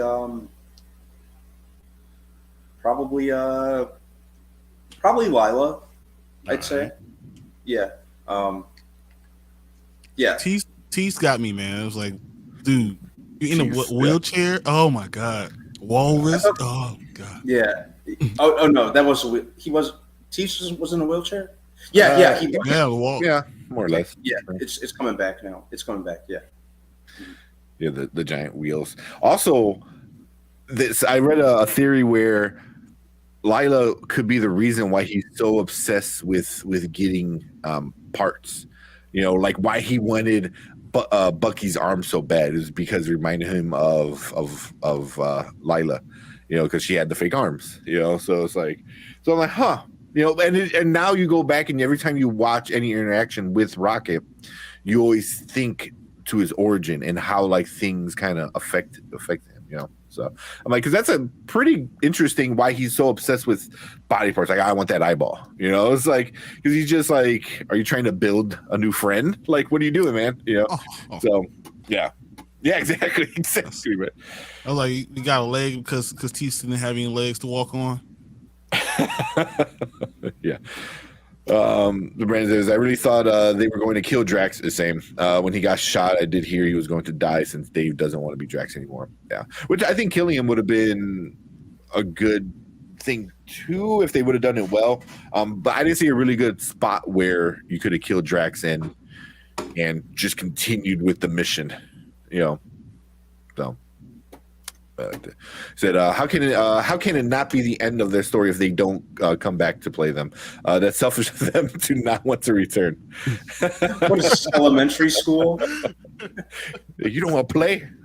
Nah, It's I not get it, fair. Man. Yeah, I get It's it. been 10 years of them playing the same character. I understand. Yeah. And I'm sure Zoe's like, I can make $1 billion in a bunch of other movies too. Yeah. Gamora is one of the longest standing female characters in the MCU. Now that Black Widow is dead, I think she could eventually be recasted. Black Widow could be recast because I mean, come on. I mean, Blunt was the first Black Widow. I mean, they recast her, but but once again, when the arc is done, it's done. Let the arc be done. So the next arc. We don't need another arc. They're not legacy characters. we can redo Iron Man. Yeah, but with Black Widow, they did something kind of interesting where we got Florence Pugh to kind of replace her. So we got like a good replacement, But that's what they can almost do it with every character because there's so many characters in Marvel. You don't have to replace the character. I mean, the one they just replace it with another character. Yeah. Especially if the actors are fine with it. Yeah. I think now after the whole Chadwick Boseman thing, I think they need to like start saying that like I'm good if you want to recast. Like I feel like it's such an issue now. Of like should they have or should they not have and this and that. And I feel like if the actor kind of like needs to full out say it. It didn't matter. Chadwick said plain and simple. Well, he said it in his own word, like, look, I don't care. I'm just an actor. You can recast, especially if the story's not done. He literally says, especially if the story's not done, finish telling the story. We're just actors. We're just acting. Yeah. I think you need to know. You need to like say. He goes, if something like it needs to be like in a will. Like if something happens, you can recast. Like I'm not like that attached. But here, this is the big one. Volume 3 domestically had a second best drop with I thought it was a third. It might have changed. But it's the second best drop with 47% drop second weekend. Black Panther had the best with 44. So yeah, dude. I think we were saying like around a 50%. I think that's what you were saying last week, Brian. And you came so close. I said better than a 50% drop. Then we're gonna be talking about it being the second ranked movie next weekend. And guess what? Yeah. Second ranked movie in this weekend. Already 530 million. Yeah. So Jorge says it should end around 800 to 900 if legs continue. I think it's gonna break a bill. I think too. It's gonna break a bill. I can see it happening. I think Fast X will be number 1, but Guardians will be number 2 this coming up weekend. And barely, it's gonna be close, I think. And it's gonna be real. It's gonna make a lot more foreign on other soils. I believe we're talking about next weekend. We'll be here, and Guardians made $400 million foreign soil, and $280 million here domestically. So that puts it at $680 million. If that's what we are next weekend, they're going to push for a bill. Yeah, it's going to be real close. So. Yeah, I can see it.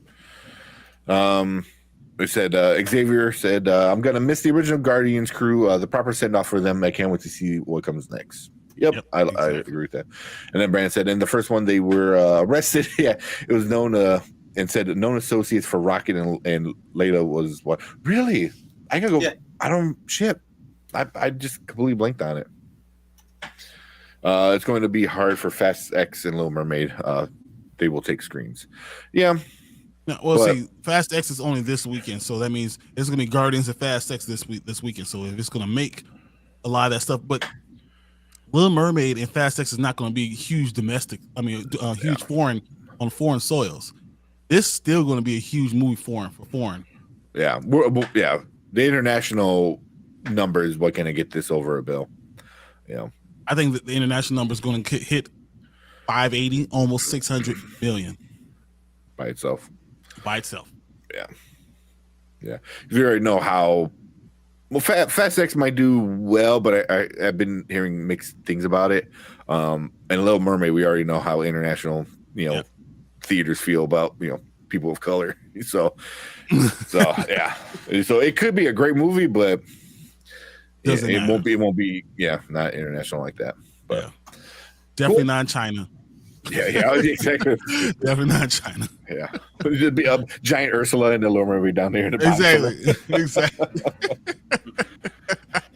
They're gonna show her in the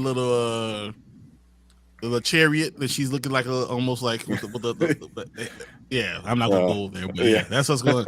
They're like, this is what we're gonna go see, guys. Oh yeah, I don't want to talk about it. So, but yeah, we'll definitely keep an eye on it, and once it passes a bill, which I think we will, we'll keep an eye on it for sure. Yeah. But cool, man. So, Brandon, that was your take on Guardians 3. We appreciate you coming in and letting us know. Because like I said, this was a great film, and I wish you were on, but I know life happens, and you were busy that night, so it's all good. But I'm glad you came in and gave us your thoughts on it. And everyone else, I know Brandon Davis, as soon as he saw it, he came on our Facebook group and he's like, "Oh my God, we need to talk about this now." We know, man, we know. But yeah, appreciate everyone in chat, like Xavier, Horgig, Brandon, everyone else. Appreciate all you guys hanging out with us. But we are going to talk about some other stuff, so stick around. If you're watching live, if you're watching on replay, appreciate it. Thank you. Hit that like button, hit the subscribe button. We're on our way to 1,000, so you don't want to miss that. We're going to start doing some giveaways once we hit that next big milestone. But yeah, leave a comment, let us know what you think about Guardians 3, if you agree with all of Brandon's takes on it. But leave a comment, let us know how many times you've seen it already. Well, where's that number at? But cool. We are going to move on to our next topic for the night. My bad. Cut you off. Yeah, we're good. So real quick, because he is talking about I'll start that. Little Mermaid. I've been hearing good things about Little Mermaid. I've heard great things. I've been hearing really good things about Little Mermaid. I heard that it's going to make a lot of money. People are going to love it, and the songs are great, and it's a little bit different than what you're thinking from original Disney, but it's enough different that you're going to enjoy it. Yeah, and and actually, I was watching Mulan this week, and if it does anything like Mulan, then it's going to do a big number. Yeah. What's her name? Haley Bailey. Haley Bailey. They're saying she just absolutely, like, she is Ariel. Like, she is amazing. Like, she acted in, like, singing, obviously she sounds amazing from the trailers and stuff like that. So she's definitely like the star of the show. But people are saying Melissa McCarthy is really good. Like, really good. And I'm like, okay, I didn't expect that. I thought it was gonna be a little over the top. But people are saying like it's pretty good. You saw the meme, like with Eric walking around with the other mermaid and turn around looking at Haley like, yeah. That's funny. Give me that one.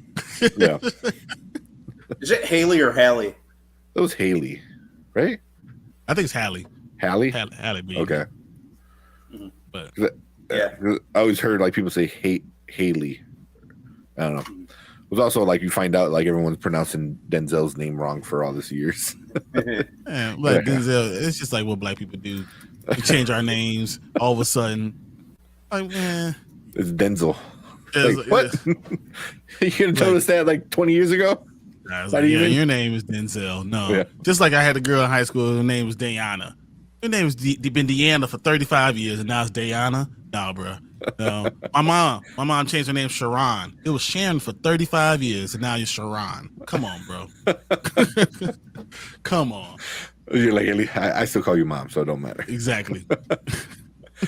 He said Haley just gave an amazing live performance in Disney World yesterday. Oh, really? Really? I believe it. I gotta look at that. She's an unbelievable singer, so I can't wait to see that. And all the things I've seen now, they've done so much better with the water. It's not as dark. It's lined up. The music scenes actually make more sense. Yeah. Sounded better, so I'm okay with it. Yeah. Like for the longest, I always thought the Aladdin remake was going to be super bad. Like the way Genie looked was so bad in the trailers. But once the movie came out, I was like, okay, like I don't know if you guys didn't give a shit in the trailers or you actually fixed it after hearing everyone talk crap about it. Probably wasn't done. They were like, yeah, we'll throw it out there. We release trailers 5 months ahead of time, so we don't finish it till a week before. Yeah. Well, you guys have fun. So if we come back and say it's good, you won't check it out? No. It's okay. Don't worry about it. I'll see it 3 times. I know you can see it at least 3 times. Yeah, I'll see it 3 times. All right, but I already got 2 sets of tickets already ready. 2 sets, dang. I only got the one. So we're gonna go see it next Wednesday, the 24th, because it's the free steep preview at 6:30. And then I want to go see it again on Friday. Nice. So yeah, I mean, I'm gonna kind of save my judgment for the end because I have my feelings, and then I'm hearing all the early reviews about it. So I'm like, okay. So, and I said, no, sir, I'm passing on that unless my girl wants to see it. It's all right. I mean, it's not made for us either. You know, I mean, it's made for Brian's kids. Like, it's made for like 8-9-year-old like girls. You know, that's who it's made for. But don't get me wrong, she's fine, so it doesn't matter. It's okay. It works. Yeah. So my girlfriend loved like Little Mermaid, so she saw the trailer before Guardians, and she got pretty psyched about it. So like, all right. So we'll see. Melissa's good in anything. She crushed it in Thor 4. Oh yeah, that's right. Yep. She Hella. Yeah. Yeah, that's so stupid. That was pretty funny. I could see her kind of stealing the show in The Little Mermaid. I did see the one clip of her and Ariel talking, but really I'm not interested in seeing it or paying any money for it. Don't worry about it. Enough people will pay. Yeah, I think it's gonna do good. Yeah. They'll exploit that nostalgia all the hell. So. Oh yeah. So since we're kind of talking about it, so there's some news that did come up. I don't know, over the weekend maybe, where the actor who played Aladdin, I don't remember his name. He was asked a question about The Little Mermaid, and he was asked if he thinks it's going to make $1 billion. His response was, this is not the exact quote, I was paraphrasing. He said something along the lines of, I don't think it's going to make $1 billion, but it is for sure going to get a sequel. And then he kind of like talked a little bit about like how Aladdin made $1 billion because people went to go see it a bunch of times. And he doesn't know if people are going to go see this a bunch of times. He didn't say why or anything. I mean, one of the reasons we know, like the next 5-6 weeks are just going to be insane. Insane for movies. So that'd be a really good reason, why people might not see it again. So he said that, and then he got bullied off of Twitter. People came in, delete his Twitter. He deleted his Twitter. He deleted his Twitter because people came out and they came after him, and they're just like, "Your trash ass movie it was garbage and blah blah blah and this and that." And it wasn't. Aladdin was really a good live action. It wasn't the greatest, and the cartoon is obviously better. But I still say Mulan was much better than Aladdin. But Aladdin was good. I liked Mulan. I hated Mulan. I did not like it at all. Yeah, I didn't like it at all. My girls were crying. They were like, "Yeah."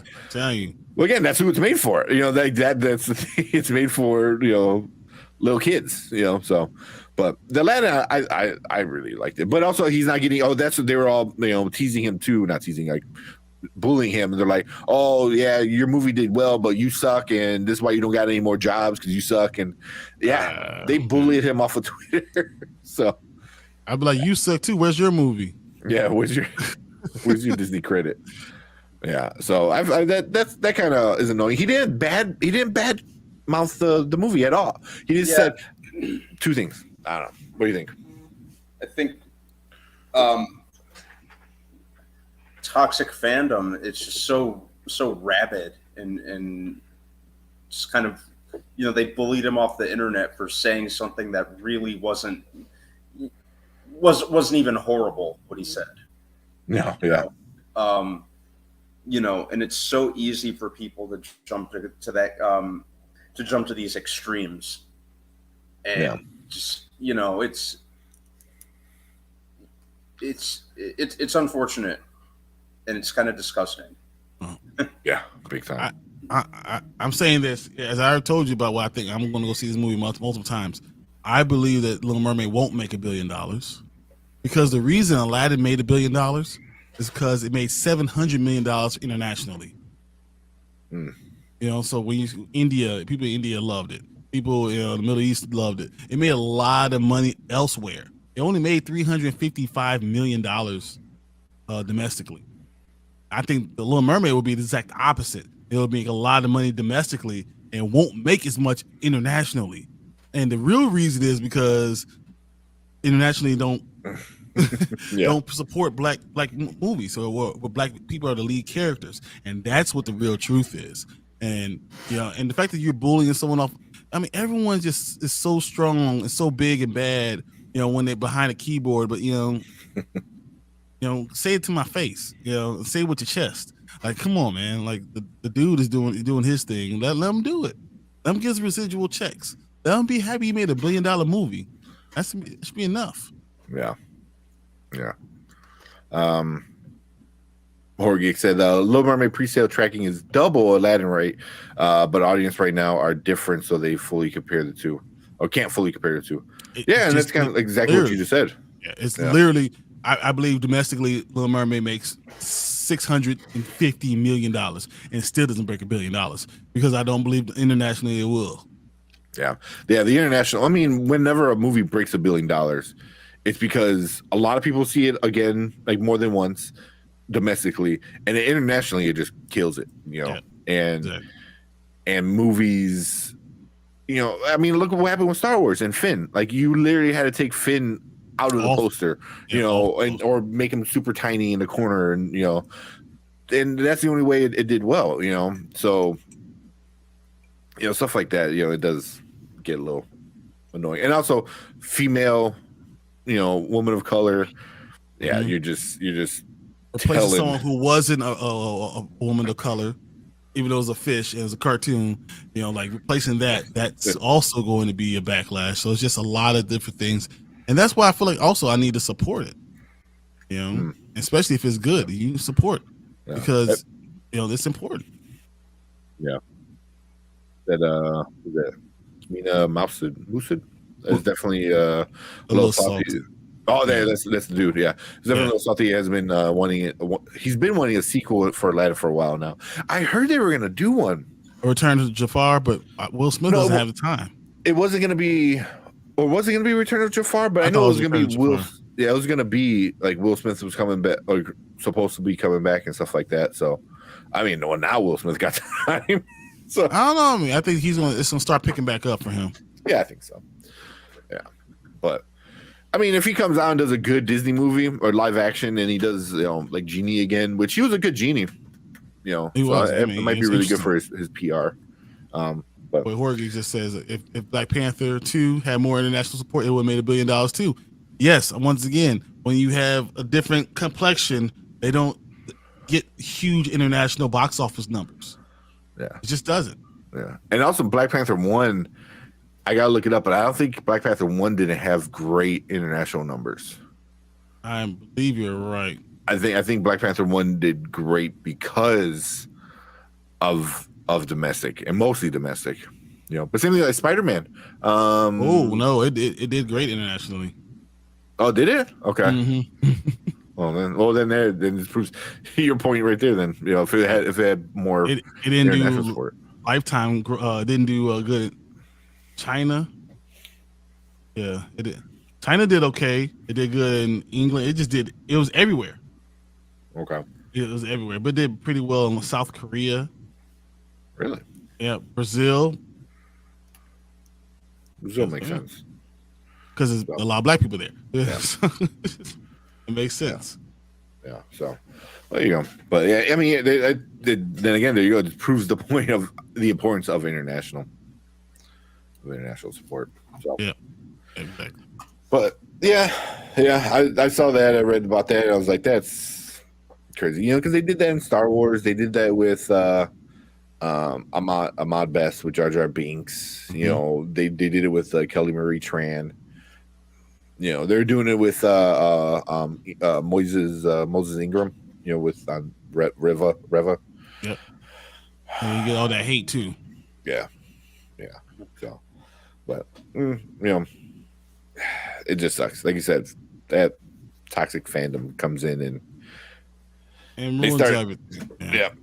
A lot of these people are just straight up rabid. It's kind of yeah. And it's kind of it's like the thing that you posted, Brandon, when you said about Star Wars. You're like, what did it say? It said, "You're the reason why Star Wars didn't do well," or something like that. It was like you're the reason that we don't have good movies because of your toxic fanhood. That's why Star Wars doesn't do well. Yeah, that's what it is. It's you. Yeah. Well, there's that there's that meme, and it reminded me of the other meme with The Simpsons with groundskeeper Willie when he's looking out there and he's like talking about like how people. He goes, Star Wars fans and Star Trek fans they don't ever get along, and he's like Star Trek fan and Battlestar Galactica they don't get along, but worst of all, Star Wars fans and Star Wars fans. He goes, you can't. Yeah, that's good. Yeah, but it was domestic heavy, but it did okay internationally. Usually international is bigger than domestic, but not in the case of Black Panther. 700 domestic, 800. 681 internationally. Yeah, that's what I thought. I know it did better domestically. I didn't know it did that well internationally. Yeah, so it did well internationally. I just didn't know it that well.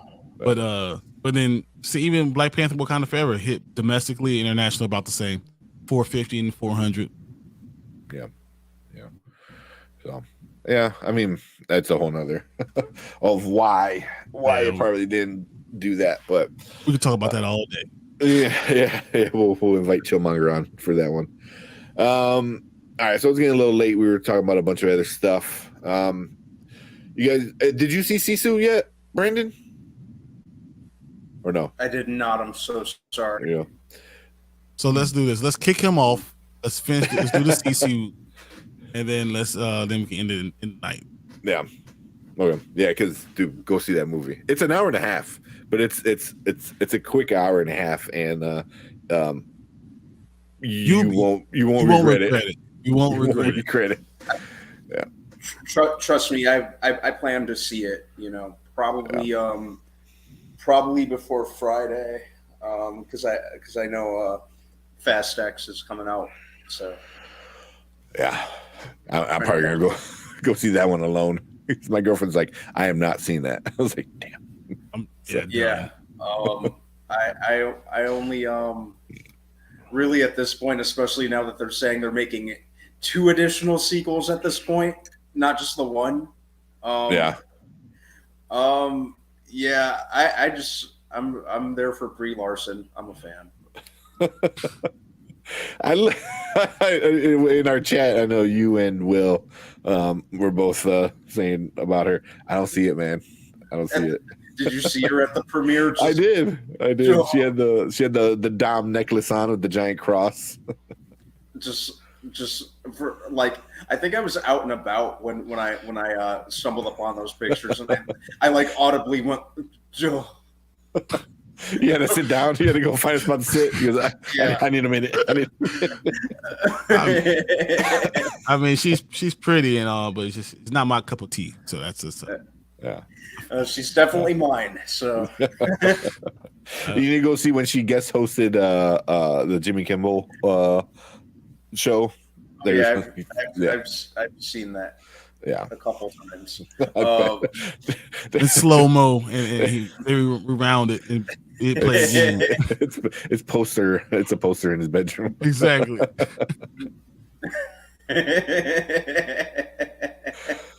I never watched Late Night, but that was the one night. Hey, Brian. Look at Joey. Oh my God. Terrible. I'll tell your dad. To your dad. Oh my god. Need her in a musical. I think she's supposed to be like doing a musical in the Marvels. Like she's on a musical planet or something. But yeah, I love Brie Larson in Scott Pilgrim. Yeah. Yeah. I think that was what really got me paying attention to her when she played Envy Adams. I would say, so what? Yeah, what's the first Brie Larson movie did you guys remember seeing her in? Scott Pilgrim. Scott Pilgrim. Mm-hmm. Yeah. Mm-hmm. Yeah. I don't even know what she did before that. I don't know which one. She was on. I know she was on like something. She was in 21 Jump Street. Yeah, which was after. No, that was Brie Larson. No, that was no, who the hell was that? That was a different. That was Brie Larson. That was Brie Larson, dude. Was it Brie Larson? Yeah. Wait. Yeah, she was Molly. Was she? Yeah. Mm-hmm. And I know like Room really put her on the map, which she was great in. Yes. Well, obviously it won her an Oscar. So, but yeah. No, I thought that was Allison Brie. No, yeah, it was definitely Brie Larson. I was like, yeah. But yeah. Plus, I just, in addition, I like legitimately enjoy her as an actress too, like in pretty much everything I've seen her in. So, it'll be cool. It'll be cool to see her and my other guy Alan Ritchson in a Fast movie because I really like him as an actor too. Mm. She was in 13 going on 30. Really? I don't remember that. She was in The Room. I remember The Room because that's a great movie. Scott Pilgrim was the first one. 13. Well, I guess that was 2004. I don't remember that at all. Yeah. No, me neither. But yeah. It'll you know all my you know I'm hoping Fast X is at least just kind of dumb entertainment like most of them are. I think just 8 and 9 didn't really land for me. But you know we'll see it. It seems like Jason Momoa is really chewing scenery and having fun going by the trailers. Oh yeah. Are you surprised that The Rock is in it? That's the leak. Yeah. On one hand, kind of, because it seemed like the falling out between him and Vin Diesel was pretty monumental. I wonder what capacity he'll show up in, because you know, if Jason Momoa is like the son of Reyes from Fast 5, is it going to be a cameo? Is The Rock like back moving forward for the next several movies? I guess we'll find out in a few days. Yeah. I think it's probably something that he signed a contract for 5 movies, so he had to be in. Well, they said he's only in that The Rock is only in the post-credit scene. So it's gonna be going forward. So going forward, he's probably. Oh man. Yeah. So then he's back. Okay. Yeah, because like they're saying like the early pre-sales are not doing well. So for whatever reason, they decided to go the Black Adam route and say like, hey, but also we got Superman in it. We got. I was like, don't ruin the surprise. You're ruining the surprise. Yeah, that's so stupid. Yeah, so when they do that. Yeah. And you know, let's face it, The Rock was instrumental in like putting the Fast series back on that upward trajectory. It was, you know, like they were calling him for a while, like franchise Viagra. Like he helped rejuvenate the Fast series, and I like the character of Hobbs. Yep. So I'd be fine with him coming back. He was fun. He was fun. I mean, he really did. He brought back a lot of people. So So I'd be good with The Rock's return. He was a big hook for me in the you know in the last in Fast 5 moving forward. Well, obviously a cool character. Give him another spinoff. Give him and Shaw another team up movie. Because seriously, that was a fun movie. That was it was fun. It was entertaining. I enjoyed that more than like half the Fast, like half of them. All right, it's like 8 and 9 didn't land for me, like I said, but I really, I have a lot of fun watching Hobbs and Shaw, and it has a lot of rewatch value. It's just something I can, it was good, like kind of mindless fun. It was just a fun little buddy popcorn movie. I thought it did what it was supposed to do. Yeah, I'm upset. Like, I hate that they ruined the surprise. It's like, yeah.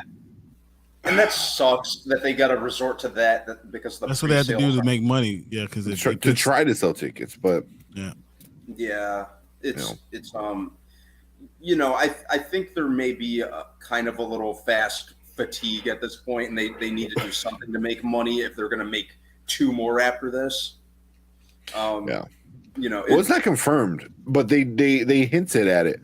But like what Brian was saying earlier, it's all about the money. If this does well enough, then they're gonna make 2 more. If this one does average, then this might be the end of it. I think they still make 1 more.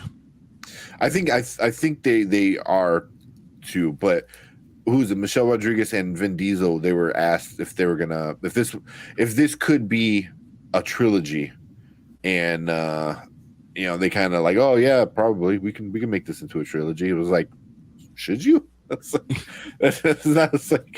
the better question. Is like, should you make it into a trilogy?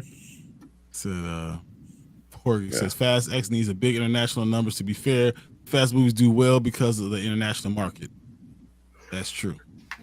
Yeah. And said, though, if the domestic numbers are really bad, it might not matter. Yeah, they're kind of I'm not sure why they need 2 more sequels after this. And it seems like Vin Diesel is the one like really pushing for this to happen. I don't think they need to. There's if all goes accordingly, there's going to be 12 or not 12. There's going to be 11 sequels to Fast and Furious.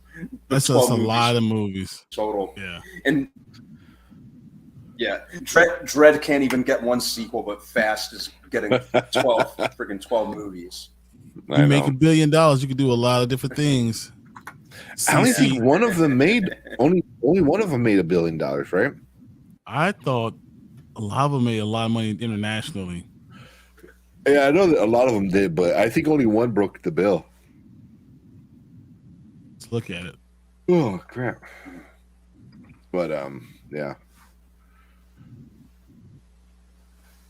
You might be right. But I mean, but they still bring in enough money. But after that last one, man, it just got too. It got too goofy. It got too goofy. Yeah. And at the same time, how do you come back? It got too goofy, and at the same time, it took itself way too seriously. Yeah. Like with them like retconning, like all the Dom flashbacks were just ridiculous, and they took themselves so seriously in that regard. And it was kind of contradictory to the character of Dom for someone who just never shuts up about family. Oh, here's my long lost brother I never bothered to mention, who looks nothing like me. By the way, John Cena's my biological blood relative. The biological, like, so that's your sister and that's your brother, and that's your brother. These two things don't match. Yeah, like, I mean, that's daddy got around. Mm-hmm. And then they even try to get self-aware, like Tyrese saying, "Oh, we've done all this crazy stuff, and I don't have any scars to show for." Like you can't, and at the same time they try to take it very serious. You can't have it both ways. Yeah, No. So Furious 7 made 1.5 billion. Furious 8 made Fate of the Furious made 1.2 billion. Or 2 Fast movies made a bill. Okay. Yeah. Six made 800 million.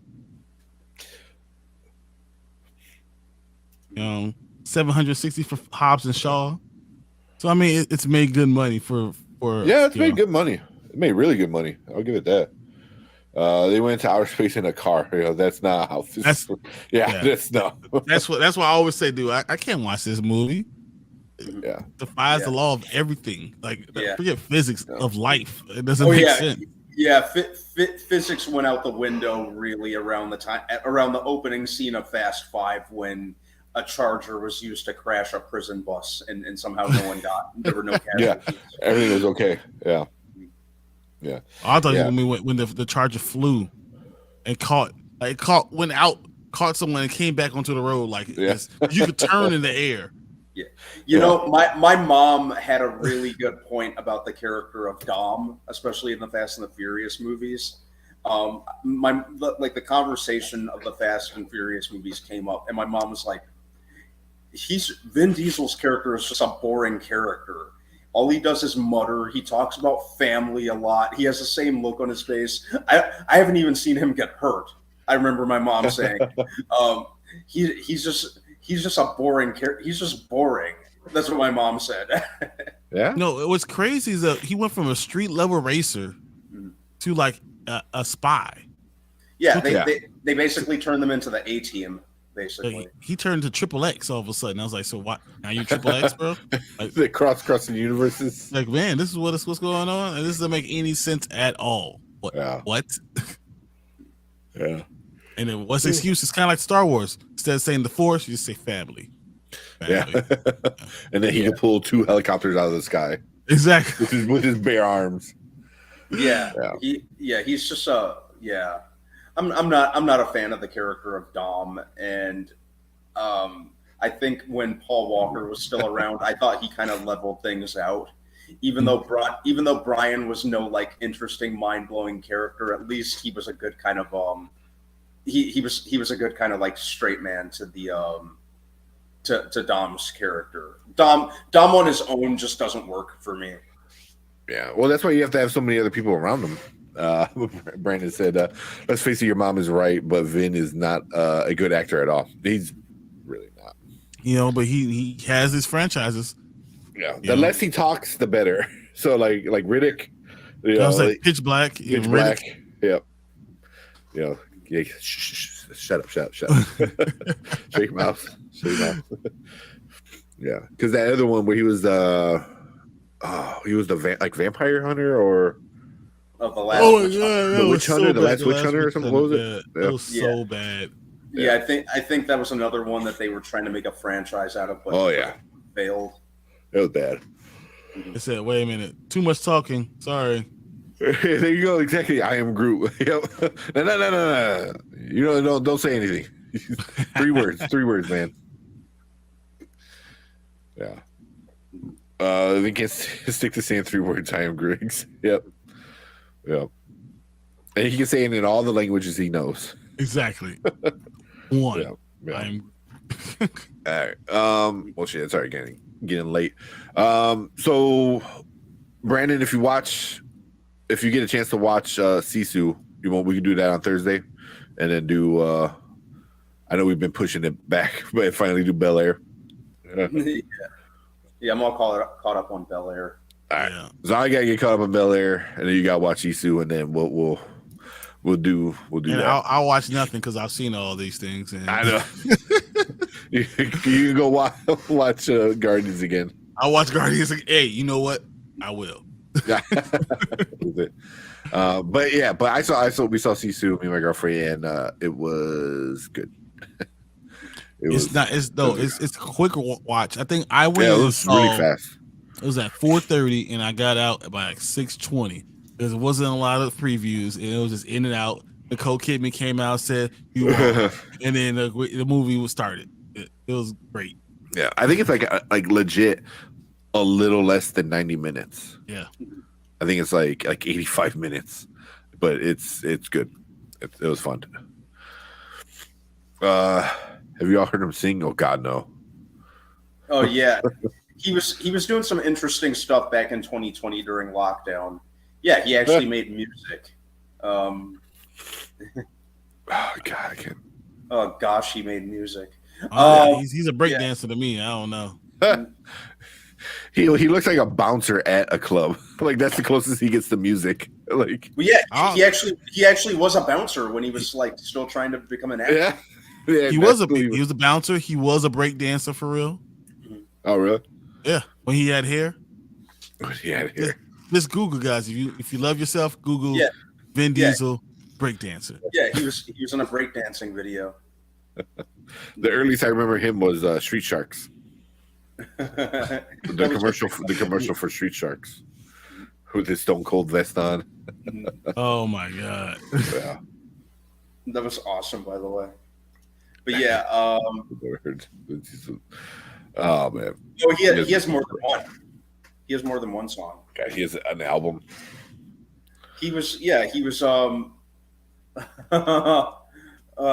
some days I'm still in disbelief that he actually made a conscious decision to do that. It was back during 2020 when we were just trying to make the most of our time that we had stuck indoors. Yeah, this man recorded at least 2 songs. All right, just want to leave you guys with this real quick. Hold on, I'm not gonna play the music, but just check this out. Breaking in the USA. Yo, that's Vin Diesel. Oh yeah, shit! Look at that. Yep. How to break dance. Yeah. This is how to break dance video. Those are always the best. Yeah, this is for real. It's like super laggy on my side. See, look at him. He's ready to go. No, this is actually how the video works. Oh, really? It's terrible. Yeah, it's really that bad. Yeah, it's whenever they teach stuff like that, I always find it like funny. With it, that's funny. It's awful. The Rock had a rap verse in some song that was horrible. Yeah, I remember that one. But with Tech 9, which it doesn't matter. Oh, that's right. He looks so different with it, even more really ambiguous. Oh my god, that's good. That's funny. All right, cool. Anything else, guys? Pretty much I'm gonna leave you guys with this. If Bel-Air's not done Monday, it's happening. I'm doing it by myself. Yeah. I'm just gonna jump on doing it myself. Thursday. We're gonna do Bel-Air Thursday. I still got a bunch of trailers we gotta check out. Oh my god! Right. And Sisu is in English. Yes, it is. Yeah. Oh yeah. I forgot who had asked that. Yeah, right, it's in English. Yeah. It's in English. They're Nazis, so they talk with a German accent, or not, but it's in English. All the killings in English too. It's awesome. There's a lot of killing. Yeah, and good ones where you're like you're cheering sometimes, and you're like, oh, like oh no, he's gonna blow him up. Oh damn, I ain't seen it like that. Yeah. Man, you gotta go through some emotions with that, because like there's some where you're like grossed out, and then there's some like you're kind of sad, and there's some where you're like, oh, what? It's did he just throw a mine? Did that just happen? Yeah. Oh man.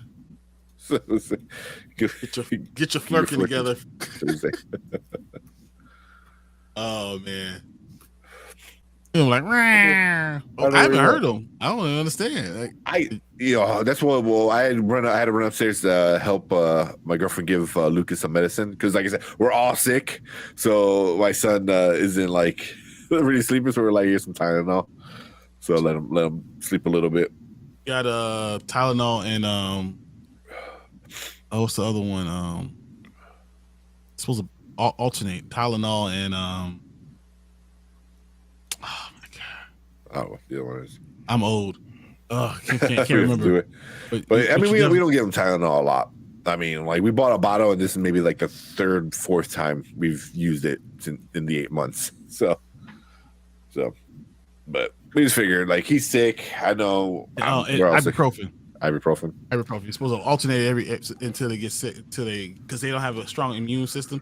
So you do Motrin, and Tylenol. Yeah, and just alternate it.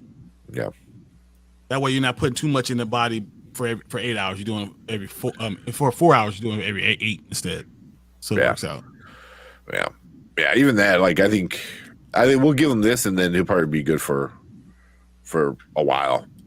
You know, I was just trying to help him sleep a little bit because he's not bad. My girlfriend's really bad. I'm just like a little stuffy, but he's just like droggy, just like So, but yeah, when I went up there, I grabbed another can of cat food, and it's like, here's a whole can. Shut up. So it worked. He was like, I had to waste the whole damn can of cat food, but oh man, he's legit a flirkin.